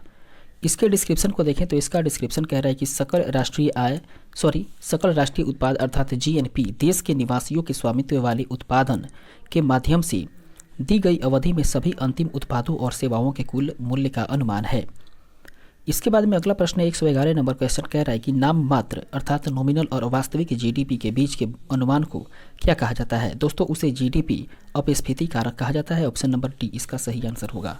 इसके डिस्क्रिप्शन को देखें तो कह रहा है कि GDP अपस्फीति कारक या अपस्फीति कारक अर्थात GDP डिफ्लेटर यह वास्तविक GDP और नाम मात्र GDP के बीच अंतर को मापता है। दोस्तों यह मुद्रास्फीति का एक अधिक व्यापक उपाय है, क्योंकि अपस्फीति कारक अर्थव्यवस्था में उत्पादित वस्तुओं और सेवाओं की पूरी श्रृंखला को कवर करता है। GDP की बात करें दोस्तों तो GDP अपस्फीति कारक तिमाही आधार पर उपलब्ध है, जबकि ग्रीन GDP पर्यावरणीय कारकों को ध्यान में रखते हुए आर्थिक विकास का संकेतक है। इसके बाद में अगला प्रश्न 112 नंबर क्वेश्चन कह रहा है कि किसान के अपने खेत में खपत से अधिक उत्पादन के बीच अंतर को रूप में जाना जाता है? दोस्तों उसे जाना जाता है विपणन योग्य अधिशेष के रूप में। ऑप्शन नंबर बी इसका सही आंसर होगा। इसके डिस्क्रिप्शन को देखें तो इसका डिस्क्रिप्शन कह रहा है कि विपणन योग्य अधिशेष अर्थात उपभोक्ता अधिशेष, जिसे कि सामाजिक अधिशेष भी कहा जाता है, वह उपभोक्ता के द्वारा किसी वस्तु के लिए भुगतान की जाने वाली कीमत और उसके बिना भुगतान करने के बजाय वह कीमत चुकाने के बीच का अंतर होता है। दोस्तों घरेलू उत्पाद की बात करें तो घरेलू उपभोग उत्पाद और सेवाएं जो कि उन्हें बनाने वाले देश में खरीदारी और उपभोग की जाती है। इसके बाद में अगला क्वेश्चन है 113 नंबर प्रश्न कह रहा है कि वर्ष 1950-51 में भारत के सकल घरेलू उत्पाद अर्थात जीडीपी में औद्योगिक क्षेत्र की प्रतिशत हिस्सेदारी लगभग कितनी थी? दोस्तों उस समय ये प्रतिशत थी 13%। ऑप्शन नंबर सी इसका सही आंसर हो जाएगा 13%। इसके अलावा देखते हैं इसके डिस्क्रिप्शन को, जो कि कह रहा है कि जीडीपी अर्थात सकल घरेलू उत्पाद कृषि क्षेत्र वर्ष 1950-51 में सकल घरेलू उत्पाद का 55% था, जबकि जीडीपी के निर्धारण के लिए 3 दृष्टिकोण, एक है दोस्तों व्यय दृष्टिकोण, दूसरा आय दृष्टिकोण और तीसरा है आउटपुट दृष्टिकोण। वहीं बात करें तो सकल घरेलू उत्पाद बराबर हो जाता है उपभोग प्लस निवेश प्लस सरकारी खर्च प्लस आय माइनस इसके बाद में निर्यात माइनस आयात। इसके बाद में अगले प्रश्न को देखते हैं 114 नंबर क्वेश्चन कह रहा है कि निम्नलिखित में से क्या सरकार के द्वारा राजस्व की प्राप्ति नहीं है? दोस्तों जो सरकार के द्वारा राजस्व की प्राप्ति नहीं है वह है सहायता सरकारी संपत्तियों की बिक्री। ऑप्शन नंबर बी इसका सही आंसर होगा। इसके डिस्क्रिप्शन को देखें तो इसका डिस्क्रिप्शन कह रहा है कि सरकारी संपत्तियों की बिक्री ये सरकार के द्वारा 2 प्रकार की प्राप्तियां हैं। पहला है राजस्व प्राप्ति जो कि सरकार पर दावा नहीं करती है, और दूसरा है पूंजीगत प्राप्ति, ये सरकार को ऋण के रूप में या अपनी संपत्तियों की बिक्री से भी धन प्राप्त होता है। इसके बाद में 115 नंबर क्वेश्चन कह रहा है कि निम्नलिखित में से किस वस्तु को जीएसटी से छूट प्राप्त है? वह वस्तु है दोस्तों मानव उपभोग के लिए शराब। ऑप्शन नंबर सी इसका सही आंसर होगा। इसके डिस्क्रिप्शन को देखें तो कह रहा है कि वस्तु एवं सेवा कर अर्थात जीएसटी के अंतर्गत न आने वाली जो वस्तुएं हैं वह हैं पेट्रोल, हाई स्पीड डीजल, उसके बाद में विमानन, टरबाइन, ईंधन, उसके अलावा बात करें तो कच्चा तेल, बिजली, मानव उपभोग के लिए उपयोग की जाने वाली शराब और प्राकृतिक गैस हैं। जबकि जीएसटी संविधान का 122वां संशोधन विधेयक 2014 और 101वां संशोधन अधिनियम 2016 के तहत अनुच्छेद 246A जो कि जीएसटी के लिए विशेष प्रावधान देता है, और अनुच्छेद 269A की बात करें तो ये अंतर राज्य आपूर्ति के लिए जीएसटी की आरोपित राशि और संग्रह है। दोस्तों अनुच्छेद 279A की बात करें तो ये जीएसटी परिषद से संबंधित है, जबकि अनुच्छेद 286 ये कर लगाने पर प्रतिबंध है। इसके बाद में अगला क्वेश्चन है 116 नंबर प्रश्न कह रहा है कि भारतीय अर्थव्यवस्था में वित्तीय वर्ष डैश से चलता है? दोस्तों भारतीय अर्थव्यवस्था में वित्तीय वर्ष जो है वो 1 अप्रैल से 31 मार्च तक चलता है। ऑप्शन नंबर डी इसका सही आंसर होगा। इसके डिस्क्रिप्शन को देखें तो कह रहा है कि भारतीय अर्थशास्त्र में वित्तीय वर्ष 1 अप्रैल से 31 मार्च तक चलता है। इसके अगले प्रश्न को देखें तो 117 नंबर प्रश्न के निम्नलिखित में से कौन सा पूंजी बजट का एक घटक है? वह है दोस्तों गैर योजनागत पूंजीगत व्यय। ऑप्शन नंबर डी इसका सही आंसर हो जाएगा। इसके डिस्क्रिप्शन को देखें तो इसका डिस्क्रिप्शन कह रहा है कि पूंजीगत बजट में पूंजीगत प्राप्तियां जैसे कि विनिवेश, उधार, सार्वजनिक या विदेशी सरकारों से ऋण, उसके अलावा बात करें तो भारतीय रिजर्व बैंक आदि हैं। और पूंजीगत व्यय की बात करें तो जैसे मशीनरी, स्वास्थ्य सुविधाओं आदि के विकास पर व्यय शामिल है। इस तरीके से अगला प्रश्न है 118 नंबर क्वेश्चन कह रहा है कि वार्षिक वित्तीय विवरण सरकार की प्राप्तियों और भुगतानों को किसके रूप में दर्शाता है? दोस्तों वार्षिक वित्तीय विवरण जो है वो सरकार की प्राप्तियों और भुगतानों को उसके आकस्मिक निधि, सार्वजनिक खाता और समेकित निधि को के रूप में दर्शाता है। ऑप्शन नंबर बी इसका सही आंसर हो जाएगा। इसके डिस्क्रिप्शन को देखें तो इसका डिस्क्रिप्शन कह रहा है कि वार्षिक वित्तीय विवरण आकस्मिक निधि, सार्वजनिक खाता और समेकित निधि के रूप में सरकार की प्राप्तियों और भुगतानों को दर्शाता है। दोस्तों वार्षिक वित्तीय विवरण ये शीर्षक वाली यह विवरण मुख्य बजट दस्तावेज है जो कि अनुच्छेद 112 के तहत ये वार्षिक वित्तीय विवरण है।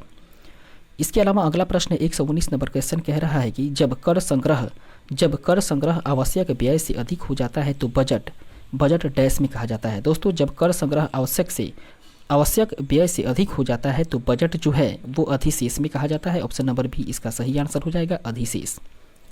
इसके डिस्क्रिप्शन को देखें तो कह रहा है कि संतुलित बजट यदि अपेक्षित व्यय एक वित्तीय वर्ष के लिए प्रत्याशित प्राप्ति के बराबर है तो अधिशेष बजट। यदि अपेक्षित राजस्व अधिशेष बजट की बात करें तो यदि अपेक्षित राजस्व किसी विशेष व्यावसायिक वर्ष के लिए अनुमानित व्यय से अधिक है। वहीं बात करें घाटा बजट के बारे में दोस्तों, तो ये यदि व्यय एक निर्दिष्ट वर्ष के लिए राजस्व से अधिक हो। इसके बाद में 120 नंबर प्रश्न कह रहा है कि डैश एक देश के घरेलू क्षेत्र के भीतर उत्पादित सभी अंतिम वस्तुओं और सेवाओं का बाजार मूल्य है जिसे कि एक वर्ष में मापा जाता है। वो है दोस्तों सकल घरेलू उत्पाद। ऑप्शन नंबर बी इसका सही आंसर हो जाएगा, सकल घरेलू उत्पाद। इसके डिस्क्रिप्शन को देखें तो इसका डिस्क्रिप्शन कह रहा है कि सकल घरेलू उत्पाद अर्थात जीडीपी अंतिम वस्तुओं और सेवाओं के मौद्रिक मूल्य को मापता है, अर्थात जो अंतिम उपयोगकर्ता के द्वारा खरीदे जाते हैं एक निश्चित अवधि में किसी देश में उत्पादित होते हैं। इसके बाद में 121 नंबर प्रश्न है कि सरकारी बजट डैश का विवरण देता है। दोस्तों सरकारी बजट के बारे में बात करें तो सरकारी बजट जो है वो सरकार की प्राप्तियां और व्यय को दोस्तों विवरण देता है। ऑप्शन नंबर ए इसका सही आंसर हो जाएगा, सरकार की प्राप्तियां और व्यय का विवरण देता है। इसके डिस्क्रिप्शन को देखें तो कह रहा है कि सरकारी बजट एक देश का दस्तावेज या वार्षिक वित्तीय विवरण है जो कि उस वर्ष के दौरान प्रत्येक वस्तु के अनुमानित राजस्व और व्यय को एक एक करके दर्शाता है। इसके बाद में 122 नंबर प्रश्न कह रहा है कि भारत में आयात और निर्यात की जाने वाली वस्तुओं पर लगाए जाने वाला कर क्या कहलाता है। दोस्तों वह कहलाता है custom duty. Option number D इसका सही आंसर हो जाएगा, कस्टम ड्यूटी। इसके डिस्क्रिप्शन को देखें तो कह रहा है कि सीमा शुल्क से तात्पर्य उन वस्तुओं पर लगाए जाने वाले कर से है जो उन्हें अंतर्राष्ट्रीय सीमाओं के पार ले जाया जाता है। दोस्तों कॉरपोरेशन टैक्स एक प्रत्यक्ष कर है जो कि एक कॉरपोरेट इकाई के शुद्ध आय या उसके व्यवसाय विदेशी या घरेलू से लाभ पर लगाया जाता है। दोस्तों एक उत्पाद कर विनिर्मित वस्तुओं पर कई शुल्क हैं जो बिक्री के बजाय निर्माण के समय लगाया जाता है। वहीं बात करें तो पूंजीगत लाभ कर उस लाभ पर लगाया जाता है जो कि एक निवेशक किसी निवेश को बचाने पर कर देता है। इसके बाद में 123 नंबर प्रश्न कह रहा है कि निम्नलिखित में से कौन सा सूत्र क्रॉस वैल्यू एडेड अर्थात सकल मूल्य वर्धित के लिए सही है। दोस्तों इसके सही आंसर की बात करें तो इसका सही आंसर हो जाएगा सकल मूल्य वर्धित बराबर होता है सकल घरेलू उत्पाद सब्सिडी माइनस कर। ऑप्शन नंबर डी इसका सही आंसर होगा। इसके डिस्क्रिप्शन को देखें तो कह रहा है कि GVA अर्थात सकल मूल्य वर्धित बराबर होता है उत्पादों पर सकल घरेलू उत्पाद सब्सिडी माइनस उत्पादों पर कर। दोस्तों इसे आउटपुट के मूल्य को मध्यवर्ती खपत के मूल्य से घटा करके परिभाषित किया जाता है और इसका उपयोग किसी विशेष क्षेत्र के उत्पादन या योगदान को मापने के लिए ही किया जाता है। इसके बाद में अगला प्रश्न 124 नंबर क्वेश्चन कह रहा है कि सरकार द्वारा वित्तीय अनुशासन की कमी के कारण डैश हो सकता है। दोस्तों सरकार के द्वारा वित्तीय अनुशासन की कमी के कारण ही अतिरिक्त आय और मुद्रास्फीति हो सकता है, अर्थात इसका सही आंसर हो जाएगा दोस्तों ऑप्शन नंबर सी। इसके बाद में हम लोग आगे बढ़ते हैं और फिर देखते हैं दोस्तों इसके डिस्क्रिप्शन को जो कि कह रहा है कि सरकार के द्वारा वित्तीय अनुशासन कमी के कारण अधिक व्यय और मुद्रास्फीति हो सकती है। मुद्रास्फीति मुद्रा की क्रय शक्ति में कमी है जो कि किसी अर्थव्यवस्था में वस्तुओं और सेवाओं की कीमतों में सामान्य वृद्धि में परिलक्षित होती है।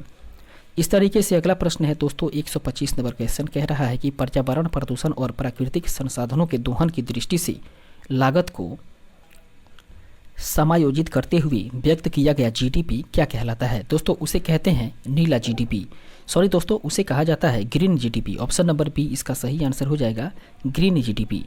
इसके डिस्क्रिप्शन को देखें तो कह रहा है कि हरित सकल घरेलू उत्पाद जो कि देश के मानक जीडीपी के साथ साथ पर्यावरण कारकों को ध्यान में रखते हुए आर्थिक विकास का एक संकेतक है।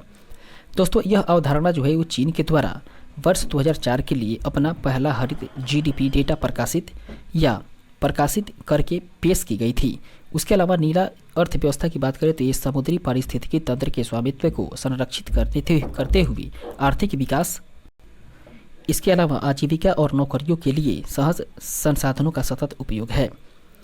इसके बाद में अगला प्रश्न 126 नंबर क्वेश्चन कह रहा है कि एनडीपी एट एफसी बराबर जीडीपी एट एफसी मीन्स क्या होता है। दोस्तों इसका सही आंसर हो जाएगा ऑप्शन नंबर ए अर्थात मूल्यह्रास। ऑप्शन नंबर ए इसका सही आंसर हो जाएगा। इसके डिस्क्रिप्शन को देखें तो इसका डिस्क्रिप्शन कह रहा है कि कारक लागत पर शुद्ध घरेलू उत्पाद अर्थात एफसी पर एनडीपी मजदूरी, लोन, किराया, ब्याज आदि के रूप में कारकों के द्वारा अर्जित आय है। दोस्तों एफसी अर्थात कारक लागत की बात करें तो ये जीडीपी अर्थात सकल घरेलू उत्पाद पर एनडीपी अर्थात शुद्ध घरेलू उत्पाद एफसी माइनस ह्रास पर है। दोस्तों इसके बाद में बात करें तो सकल घरेलू उत्पाद अर्थात जीडीपी एक देश की आर्थिक स्वास्थ्य का एक उपाय है। इसके बाद में अगला प्रश्न है 127 नंबर क्वेश्चन की उपादान भुगतान प्रवाह के निम्नलिखित में से कौन सा कोण राष्ट्रीय आय का अनुमान लगाकर आधार बनाता है? वह है दोस्तों आय वितरण कोण। ऑप्शन नंबर सी इसका सही आंसर हो जाएगा, आय वितरण कोण। इसके डिस्क्रिप्शन को देखें तो इसका डिस्क्रिप्शन कह रहा है कि आय वितरण कोण ये राष्ट्रीय आय के अनुमान लगाने पर आधार बनाता है, जबकि राष्ट्रीय आय एक उत्पादन वर्ष के दौरान उत्पन्न होने वाली सभी कारक आय का योग है। इसके बाद में 128 नंबर क्वेश्चन कह रहा है कि सरकार द्वारा ऋण का भुगतान डैश का एक उदाहरण है। वह है दोस्तों पूंजीगत व्यय का उदाहरण। ऑप्शन नंबर डी इसका सही आंसर हो जाएगा, पूंजीगत व्यय। इसके डिस्क्रिप्शन को देखें तो इसका डिस्क्रिप्शन कह रहा है कि सरकार द्वारा ऋण का भुगतान पूंजीगत व्यय का एक उदाहरण है और पूंजीगत व्यय सरकार के द्वारा मशीनरी, उपकरण, भवन, स्वास्थ्य सुविधाओं, उसके अलावा बात करें तो शिक्षा आदि के विकास पर खर्च किया गया धन है। इसके बाद में अगला प्रश्न है 129 नंबर क्वेश्चन और 129 नंबर जो प्रश्न है दोस्तों कह रहा है कि डैश करों में से एक है, अर्थात वह कौन है जो करों में से एक है जहां पर प्रभाव उस व्यक्ति पर पड़ता है जिसके लिए यह कानूनी रूप से लगाया गया है। दोस्तों इसका सही आंसर हो जाएगा प्रत्यक्ष कर। कहने का मतलब है कि प्रत्यक्ष कर करों में से एक है जहां प्रभाव उस व्यक्ति पर पड़ता है जिसके लिए यह कानूनी रूप से लगाया गया है। ऑप्शन नंबर ए इसका सही आंसर होगा, प्रत्यक्ष कर। आगे बढ़ते हैं और देखते हैं इसके डिस्क्रिप्शंस को। इसका डिस्क्रिप्शन कह रहा है कि प्रत्यक्ष कर गैर हस्तांतरणीय कर है जो कि करदाता के द्वारा सरकार को भुगतान किए जाते हैं, जैसे कि आयकर। अप्रत्यक्ष कर की बात करें तो अप्रत्यक्ष कर हस्तांतरणीय कर है जहां भुगतान करने की देयता को मूल्यवर्धित कर जैसे कि अन्य पर हस्तांतरित किया जा सकता है। इसके बाद में दोस्तों हम लोग आगे बढ़ेंगे और देखेंगे अगले प्रश्न को। 130 नंबर क्वेश्चन। 130 नंबर प्रश्न है कि यदि राष्ट्रीय आय 10,000 करोड़ रुपए है और विदेशों से शुद्ध घटक आय 2,000 करोड़ है तो घरेलू आय क्या होगा? दोस्तों इस दौरान घरेलू आय जो है वो हो जाएगा दोस्तों 8,000 करोड़। ऑप्शन नंबर डी इसका सही आंसर हो जाएगा। इसके अगले प्रश्न को देखते हैं। पहले इसके डिस्क्रिप्शन को देखें तो इसका डिस्क्रिप्शन कह रहा है कि दोस्तों राष्ट्रीय आय बराबर होता है घरेलू आय प्लस विदेशों से शुद्ध कारक आय, और घरेलू आय यहाँ पर है दोस्तों 10,000 रुपये और उसमें से 2,000 रुपये घटाएंगे तो फिर 10,000 करोड़ में से 2,000 करोड़ घटाएंगे तो 8,000 करोड़ रुपये हो जाएगा। इसके बाद में अगला प्रश्न है 131 नंबर क्वेश्चन कह रहा है कि राष्ट्रीय आय की गणना की किस विधि को औद्योगिक उत्पत्ति विधि के नाम से भी जाना जाता है? वह विधि है दोस्तों मूल्य वर्धित विधि। ऑप्शन नंबर सी इसका सही आंसर होगा। इसके डिस्क्रिप्शन को देखें तो कह रहा है कि राष्ट्रीय आय की गणना मूल्य वर्धित विधि को औद्योगिक उत्पत्ति विधि के रूप में भी जाना जाता है। व्यय विधि को आय निपटान विधि के रूप में भी जाना जाता है, जबकि आय विधि को वितरण विधि के रूप में भी जाना जाता है। इसके बाद में अगला क्वेश्चन है 132 नंबर प्रश्न की मुद्रास्फीति से निपटने के लिए कौन सा सामान्य मौद्रिक नीति दृष्टिकोण अपनाया जाता है? वह है दोस्तों हौसिक। ऑप्शन नंबर डी इसका सही आंसर हो जाएगा, हौसिक दृष्टिकोण। इसके डिस्क्रिप्शन को देखें तो कह रहा है कि हौसिक या हॉकिस दृष्टिकोण के बारे में बात करें तो मुद्रास्फीति से निपटने के लिए केंद्रीय बैंक मुद्रा आपूर्ति पर अंकुश लगाने और इस तरह की मांग को कम करने के लिए ब्याज दरों में वृद्धि करने को तैयार है। दोस्तों उदार दृष्टिकोण के बारे में बात करें तो केंद्रीय बैंक आर्थिक विकास को बढ़ावा देने के लिए ब्याज दरों में कटौती करके मुद्रा आपूर्ति का विस्तार करने के लिए तैयार है, जबकि तटस्थ दृष्टिकोण की बात करें तो ये केंद्रीय बैंक या तो दर में कटौती कर सकते हैं या फिर दर को बढ़ा सकते हैं। इसके बाद में 133 नंबर क्वेश्चन है कि निम्नलिखित में से कौन राष्ट्रीय आय की गणना की मूल्य वर्धित पद्धति में शामिल नहीं है? दोस्तों जो शामिल नहीं है वह है पुरानी वस्तुओं का मूल्य। ऑप्शन नंबर डी इसका राइट आंसर होगा। इसके डिस्क्रिप्शन को देखें तो कह रहा है कि मूल्य वर्धित विधि अर्थात NNPFC। दोस्तों इसके बाद बात करें तो GDP बराबर डिप्रिसिएशन अर्थात मूल्यह्रास plus net factor income from abroad अर्थात विदेशों से शुद्ध कारक आय माइनस डायरेक्ट टैक्सेस अर्थात अप्रत्यक्ष इनडायरेक्ट टैक्सेस अर्थात अप्रत्यक्ष कर प्लस सब्सिडी, और इससे पुरानी वस्तुओं का मूल्य और मध्यवर्ती वस्तुओं का मूल्य शामिल नहीं है। इसके बाद में अगला क्वेश्चन है 134 नंबर प्रश्न, और 134 नंबर जो प्रश्न है दोस्तों कह रहा है कि निम्नलिखित में से कौन सा सत्य है? दोस्तों बताना है 4 ऑप्शनों में से कि कौन सा सत्य है। एक ऑप्शन दिया हुआ है जो कि बिल्कुल इसके बाद में देखते हैं दोस्तों अगले ऑप्शंस को। सत्य कथन के हिसाब से देखें तो पहला जो कथन है दोस्तों ये सत्य नहीं है, ये बिल्कुल असत्य है। अगले ऑप्शन को देखते हैं। सही ऑप्शन हो जाएगा दोस्तों सकल घरेलू उत्पाद माइनस मूल्य ह्रास बराबर होता है शुद्ध घरेलू उत्पाद के। ऑप्शन नंबर डी इसका राइट आंसर होगा। इसके डिस्क्रिप्शन को देखें तो कह रहा है कि सकल घरेलू उत्पाद माइनस मूल्य ह्रास बराबर होता है शुद्ध घरेलू उत्पाद। और सकल घरेलू उत्पाद अर्थात जीडीपी एक अर्थव्यवस्था में आकार के लिए सबसे अधिक इस्तेमाल किए जाने वाला उपाय है। दोस्तों शुद्ध घरेलू उत्पाद अर्थात एनडीपी एक राष्ट्र के आर्थिक उत्पादन का एक वार्षिक मापन है जिसे मूल्य ह्रास के लिए खाते में समायोजित किया जाता है। इसके बाद में अगला प्रश्न 135 नंबर क्वेश्चन कह रहा है कि निम्नलिखित में से कौन सा कथन सही है। दोस्तों नीचे 3 कथन दिया गया है, तीनों में से बताना है कि कौन सा कथन सही है। तो इस तरीके से दोस्तों देखते हैं पहला कथन जो कि कह रहा है कि सकल घरेलू उत्पाद अर्थात जीडीपी का अनुमान लगाते समय केवल विपणन की गई वस्तुओं पर विचार किया जाता है, जो कि बिल्कुल सही बात है। दूसरा कथन है कि एक महिला के द्वारा अपने घर पर किया गया कार्य सकल घरेलू उत्पाद के दायरे से बाहर है, जो कि बिल्कुल सही बात है। इसके अलावा जो तीसरा कथन है दोस्तों वो तीसरा कथन कह रहा है कि सकल घरेलू उत्पाद का अनुमान लगाने में केवल अंतिम वस्तुओं और सेवाओं पर विचार किया जाता है, जो कि बिल्कुल सही बात है। तो इस तरीके से तीनों के तीनों कथन सही है, तो ऑप्शन नंबर बी इसका राइट आंसर होगा। इसके डिस्क्रिप्शन को देखें तो इसका डिस्क्रिप्शन कह रहा है कि सकल घरेलू उत्पाद जीटीबी एक विशिष्ट अवधि के दौरान किसी देश के भीतर किए गए सभी तैयार माल और सेवाओं के मौद्रिक मूल्य हैं, जबकि जीडीपी 3 प्रकार का होता है।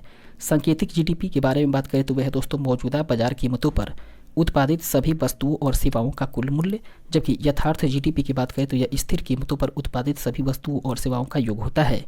जबकि वास्तविक जीडीपी के बारे में बात करें दोस्तों तो ये किसी भी समय अंतराल या किसी भी समय पर सभी आउटपुट का वास्तविक समय माप होता है। इसके बाद में अगला क्वेश्चन है दोस्तों 136 नंबर प्रश्न कह रहा है कि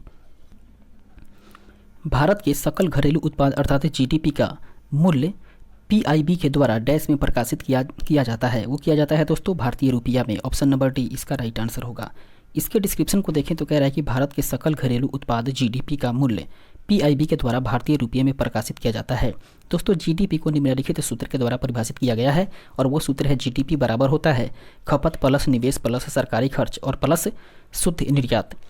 इस तरीके से अगले प्रश्न को देखेंगे 137 नंबर क्वेश्चन कह रहा है कि किस वर्ष में भारत का सकल घरेलू उत्पाद के लिए सार्वजनिक ऋण का अनुपात रिकॉर्ड 84.2% तक बढ़ गया था।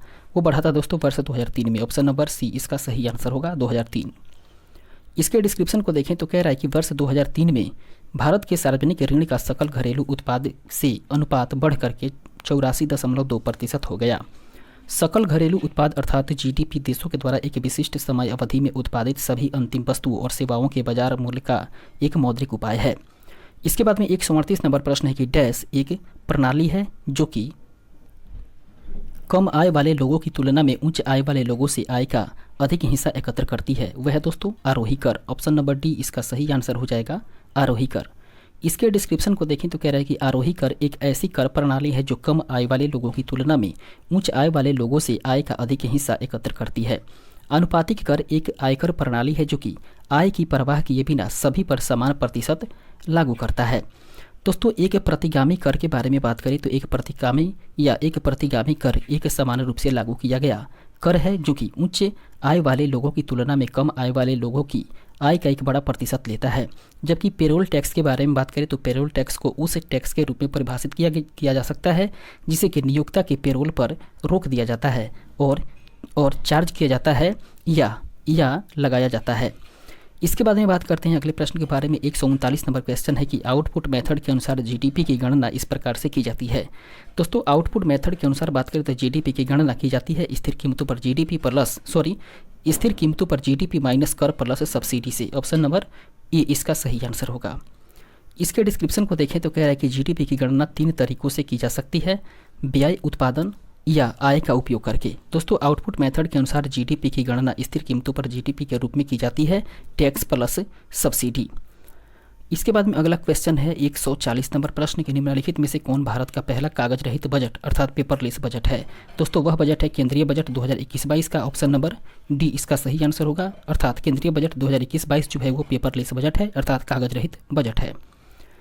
इसके डिस्क्रिप्शन को देखें तो कह रहा है कि केंद्रीय बजट वर्ष 2021-22 जो है वो भारत का पहला कागज रहित बजट है, जबकि 2021-22 लगातार दूसरे साल भी पेपरलेस बजट रहा। इसके अलावा बात करें तो वित्त मंत्री निर्मला सीतारमण ने पहला पेपरलेस बजट को पेश किया और भारतीय संविधान के अनुच्छेद 112 जो है वो केंद्रीय बजट के बारे में बताता है, जबकि अनुच्छेद 202 की बात करें तो यह राज्य में बजट के बारे में बताता है। इसके बाद में अगला क्वेश्चन है 141 नंबर प्रश्न कह रहा है कि केंद्रीय बजट के बारे में दिए गए कथनों में से कौन से कथन सही है। दोस्तों 3 कथन दिया गया है और तीनों कथनों में से बताना है कि केंद्रीय बजट के बारे में कौन सा कथन सही है। पहला कथन है कि लेखानुदान केवल सरकारी बजट के व्यय पक्ष से संबंधित है, जो कि बिल्कुल सही कथन है। दूसरा कथन है कि लेखानुदान और अंतरिम बजट समान नहीं होते हैं, जो कि बिल्कुल सही बात है। इसके अलावा जो तीसरा पॉइंट है वो कह रहा है कि एक अंतरिम बजट एक पूर्ण बजट के समान एक पूर्ण वित्तीय विवरण देता है, जो कि बिल्कुल सही है। इस तरीके से ये तीनों के तीनों सही, तो ऑप्शन नंबर सी इसका सही आंसर होगा। ए, बी और सी ये तीनों सही है। इसके डिस्क्रिप्शन को देखें तो कह रहा है कि भारतीय संविधान के अनुच्छेद 112 के अनुसार एक वर्ष का केंद्रीय बजट जिसे वार्षिक वित्तीय विवरण भी कहा जाता है, उस विशेष वर्ष के लिए सरकार की अनुमानित प्राप्तियों और व्यय का विवरण होता है। इसके बाद में अगला क्वेश्चन है 142 नंबर प्रश्न कह रहा है कि जीडीपी अपस्फीति कारक अर्थात डिफ्लेटर को क्या कहा जाता है। दोस्तों उसे निहित मूल्य अपस्फीति कारक भी कहा जाता है। ऑप्शन नंबर सी इसका सही आंसर होगा।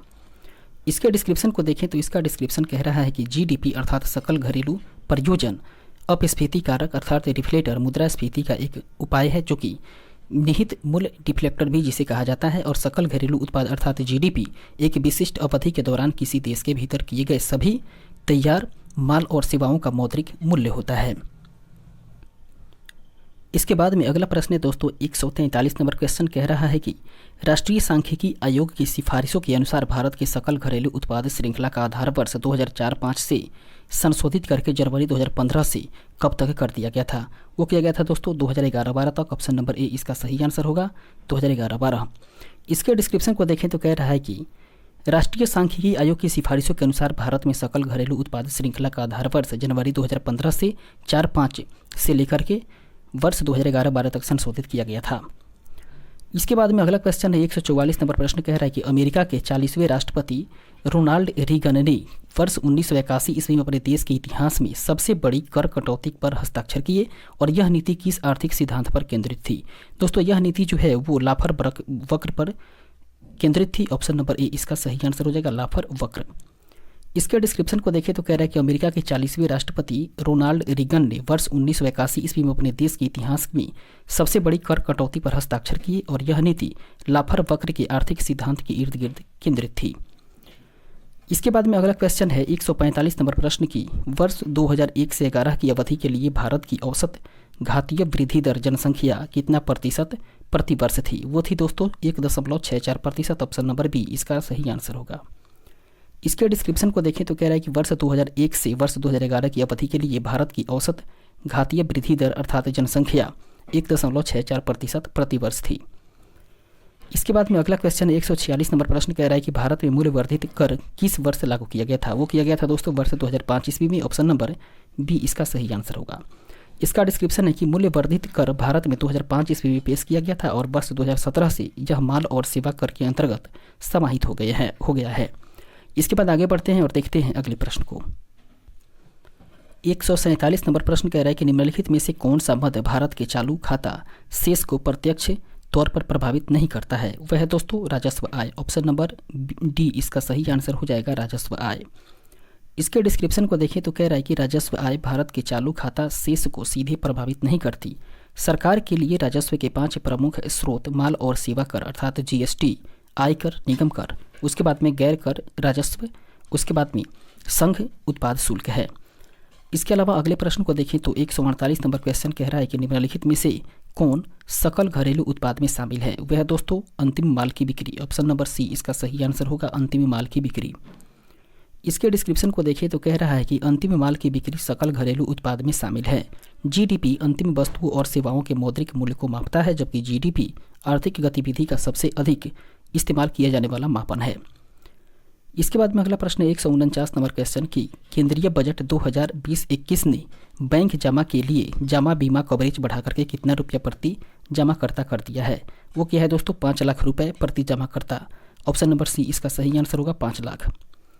इसका डिस्क्रिप्शन है कि केंद्रीय बजट 2020-21 ने बैंक जमाओं के लिए जमा बीमा कवरेज बढ़ा करके 5 लाख रुपये प्रति जमाकर्ता कर दिया। अगला क्वेश्चन है 150 नंबर प्रश्न की कर सुधारों का संबंध सरकार के कराधान तथा लोक व्यय की नीतियों से है, जिन्हें कि सामूहिक रूप से उसके डैश के रूप में जाना जाता है। दोस्तों उन्हें राजकोषीय नीति के रूप में जानते हैं। ऑप्शन नंबर बी इसका सही आंसर होगा। इसके डिस्क्रिप्शन को देखें तो कह रहा है कि राजकोषीय नीति कर सुधार सरकार की कराधान और सार्वजनिक व्यय नीतियों में सुधारों से संबंधित है और इन्हें सामूहिक रूप से इसकी राजकोषीय नीति के रूप में जाना जाता है। दोस्तों राजकोषीय नीति के माध्यम से सरकार देश की अर्थव्यवस्था की निगरानी और उसे प्रभावित करने के लिए अपने खर्च और कर की दर को समायोजित करती है। इसके बाद में अगला प्रश्न 151 नंबर क्वेश्चन कह रहा है कि भारत के सकल घरेलू उत्पाद में अर्थव्यवस्था के निम्नलिखित क्षेत्रों में से किसकी हिस्सेदारी सबसे अधिक है? वह दोस्तों सेवा क्षेत्र की। ऑप्शन नंबर डी इसका सही आंसर होगा, सेवा क्षेत्र। इसके डिस्क्रिप्शन को देखें तो कह रहा है कि सेवा क्षेत्र का वर्ष 2019-20 में भारत के जीवीए अर्थात जीवीए में 53.3% योगदान का अनुमान है। इसके बाद में अगला प्रश्न 152 नंबर क्वेश्चन कह रहा है कि शुद्ध राष्ट्रीय आय की सटीक परिभाषा कौन सी है? दोस्तों शुद्ध राष्ट्रीय आय की सटीक परिभाषा की बात करें तो ये सटीक परिभाषा है जीएनपी माइनस मूल्यह्रास। ऑप्शन नंबर डी इसका सही आंसर होगा। इसका डिस्क्रिप्शन है कि सकल राष्ट्रीय उत्पाद, सकल घरेलू उत्पाद जीडीपी एवं विदेशों से शुद्ध आय या शुद्ध कारक आय है।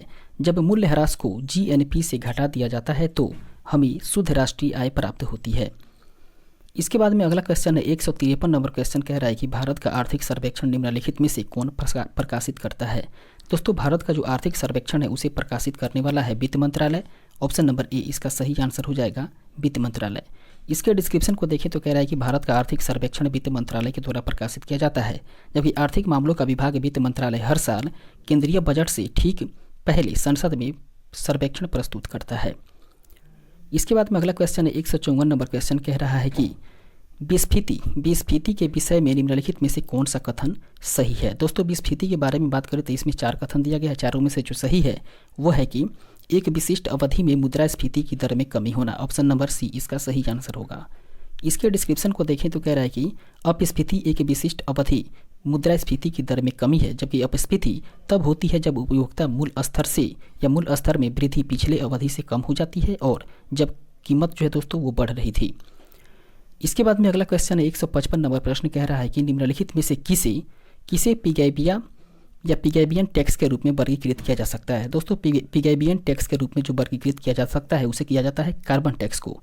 ऑप्शन नंबर सी इसका सही आंसर हो जाएगा, कार्बन टैक्स। इसके डिस्क्रिप्शन को देखें तो कह रहा है कि पिगोबियन टैक्स किसी भी बाजार गतिविधि पर एक कर है जो कि पर्यावरण या समाज पर नकारात्मक प्रभाव डालने से है। दोस्तों कर का उद्देश्य अवांछित या अक्षम बाजार परिणाम को ठीक करना है, जबकि कार्बन टैक्स वस्तुओं और सेवाओं की कार्बन सामग्री पर लगाई जाने वाला एक कर है। इसके बाद में अगला क्वेश्चन है 156 नंबर प्रश्न कह रहा है कि जीएसटी परिषद में कितने सदस्य हैं? दोस्तों जीएसटी परिषद में सदस्यों की संख्या की बात करें तो कुल सदस्यों की संख्या 33 है। ऑप्शन नंबर ए इसका सही आंसर होगा। इसका डिस्क्रिप्शन है कि जीएसटी परिषद जीएसटी की शासित निकाय है जिसमें कि 33 सदस्य हैं और जिनमें से 2 सदस्य केंद्र के हैं और बाकी के 31 सदस्य 28 राज्यों और 3 केंद्र शासित प्रदेशों अर्थात केंद्र शासित प्रदेशों के विधान के साथ हैं। इसके बाद में अगला प्रश्न 157 नंबर प्रश्न कह रहा है कि राजकोषीय घाटा का क्या अर्थ है? दोस्तों राजकोषीय घाटा के अर्थ की बात करें तो इसका अर्थ है कि सरकार के कुल राजस्व और कुल व्यय के बीच का अंतर। ऑप्शन नंबर बी इसका सही आंसर होगा। इसके डिस्क्रिप्शन को देखें तो कह रहा है कि सरकार के कुल राजस्व और कुल व्यय के बीच का अंतर राजकोषीय घाटे को इस प्रकार व्यक्त किया जा सकता है। दोस्तों राजकोषीय घाटा बराबर होता है कुल व्यय माइनस कुल प्राप्ति उधार को छोड़ करके। अगला क्वेश्चन है 158 नंबर प्रश्न कह रहा है कि किसी अर्थव्यवस्था के वित्तीय संसाधनों को किसके द्वारा नहीं जुटाया जा सकता है? वह है दोस्तों निजी बचत के द्वारा। ऑप्शन नंबर बी इसका सही आंसर हो जाएगा, निजी बचत। कह रहा है दोस्तों कि किसी भी अर्थव्यवस्था के वित्तीय संसाधन मुद्रास्फीति के द्वारा नहीं जुटाए जा सकते हैं। इस प्रकार से दोस्तों यहाँ पे ऑप्शन में थोड़ा सा हम लोग करेक्शन करेंगे। सही आंसर ऑप्शन नंबर डी हो जाएगा, मुद्रास्फीति। कह रहा है कि किसी अर्थव्यवस्था के वित्तीय संसाधन मुद्रास्फीति के द्वारा नहीं जुटाए जा सकते हैं, इसे सार्वजनिक बचत, प्रारंभिक बचत, कराधान आदि के द्वारा जुटाया जा सकता है। इसके बाद में अगला क्वेश्चन है 159 नंबर प्रश्न कह रहा है कि डैश एक प्रकार का प्रत्यक्ष कर है जो कि भारतीय शेयर बाजार के माध्यम से प्रतिभूति की खरीद बिक्री के समय लगाया जाता है। वह कर है दोस्तों प्रतिभूति लेन देन कर। ऑप्शन नंबर डी इसका राइट आंसर होगा। इसके डिस्क्रिप्शन को देखें तो कह रहा है कि प्रतिभूति लेन देन कर एसटीटी एक प्रकार का वित्तीय लेन देन कर है जो स्रोत पर एकत्रित कर अर्थात टीसीएस के समान है।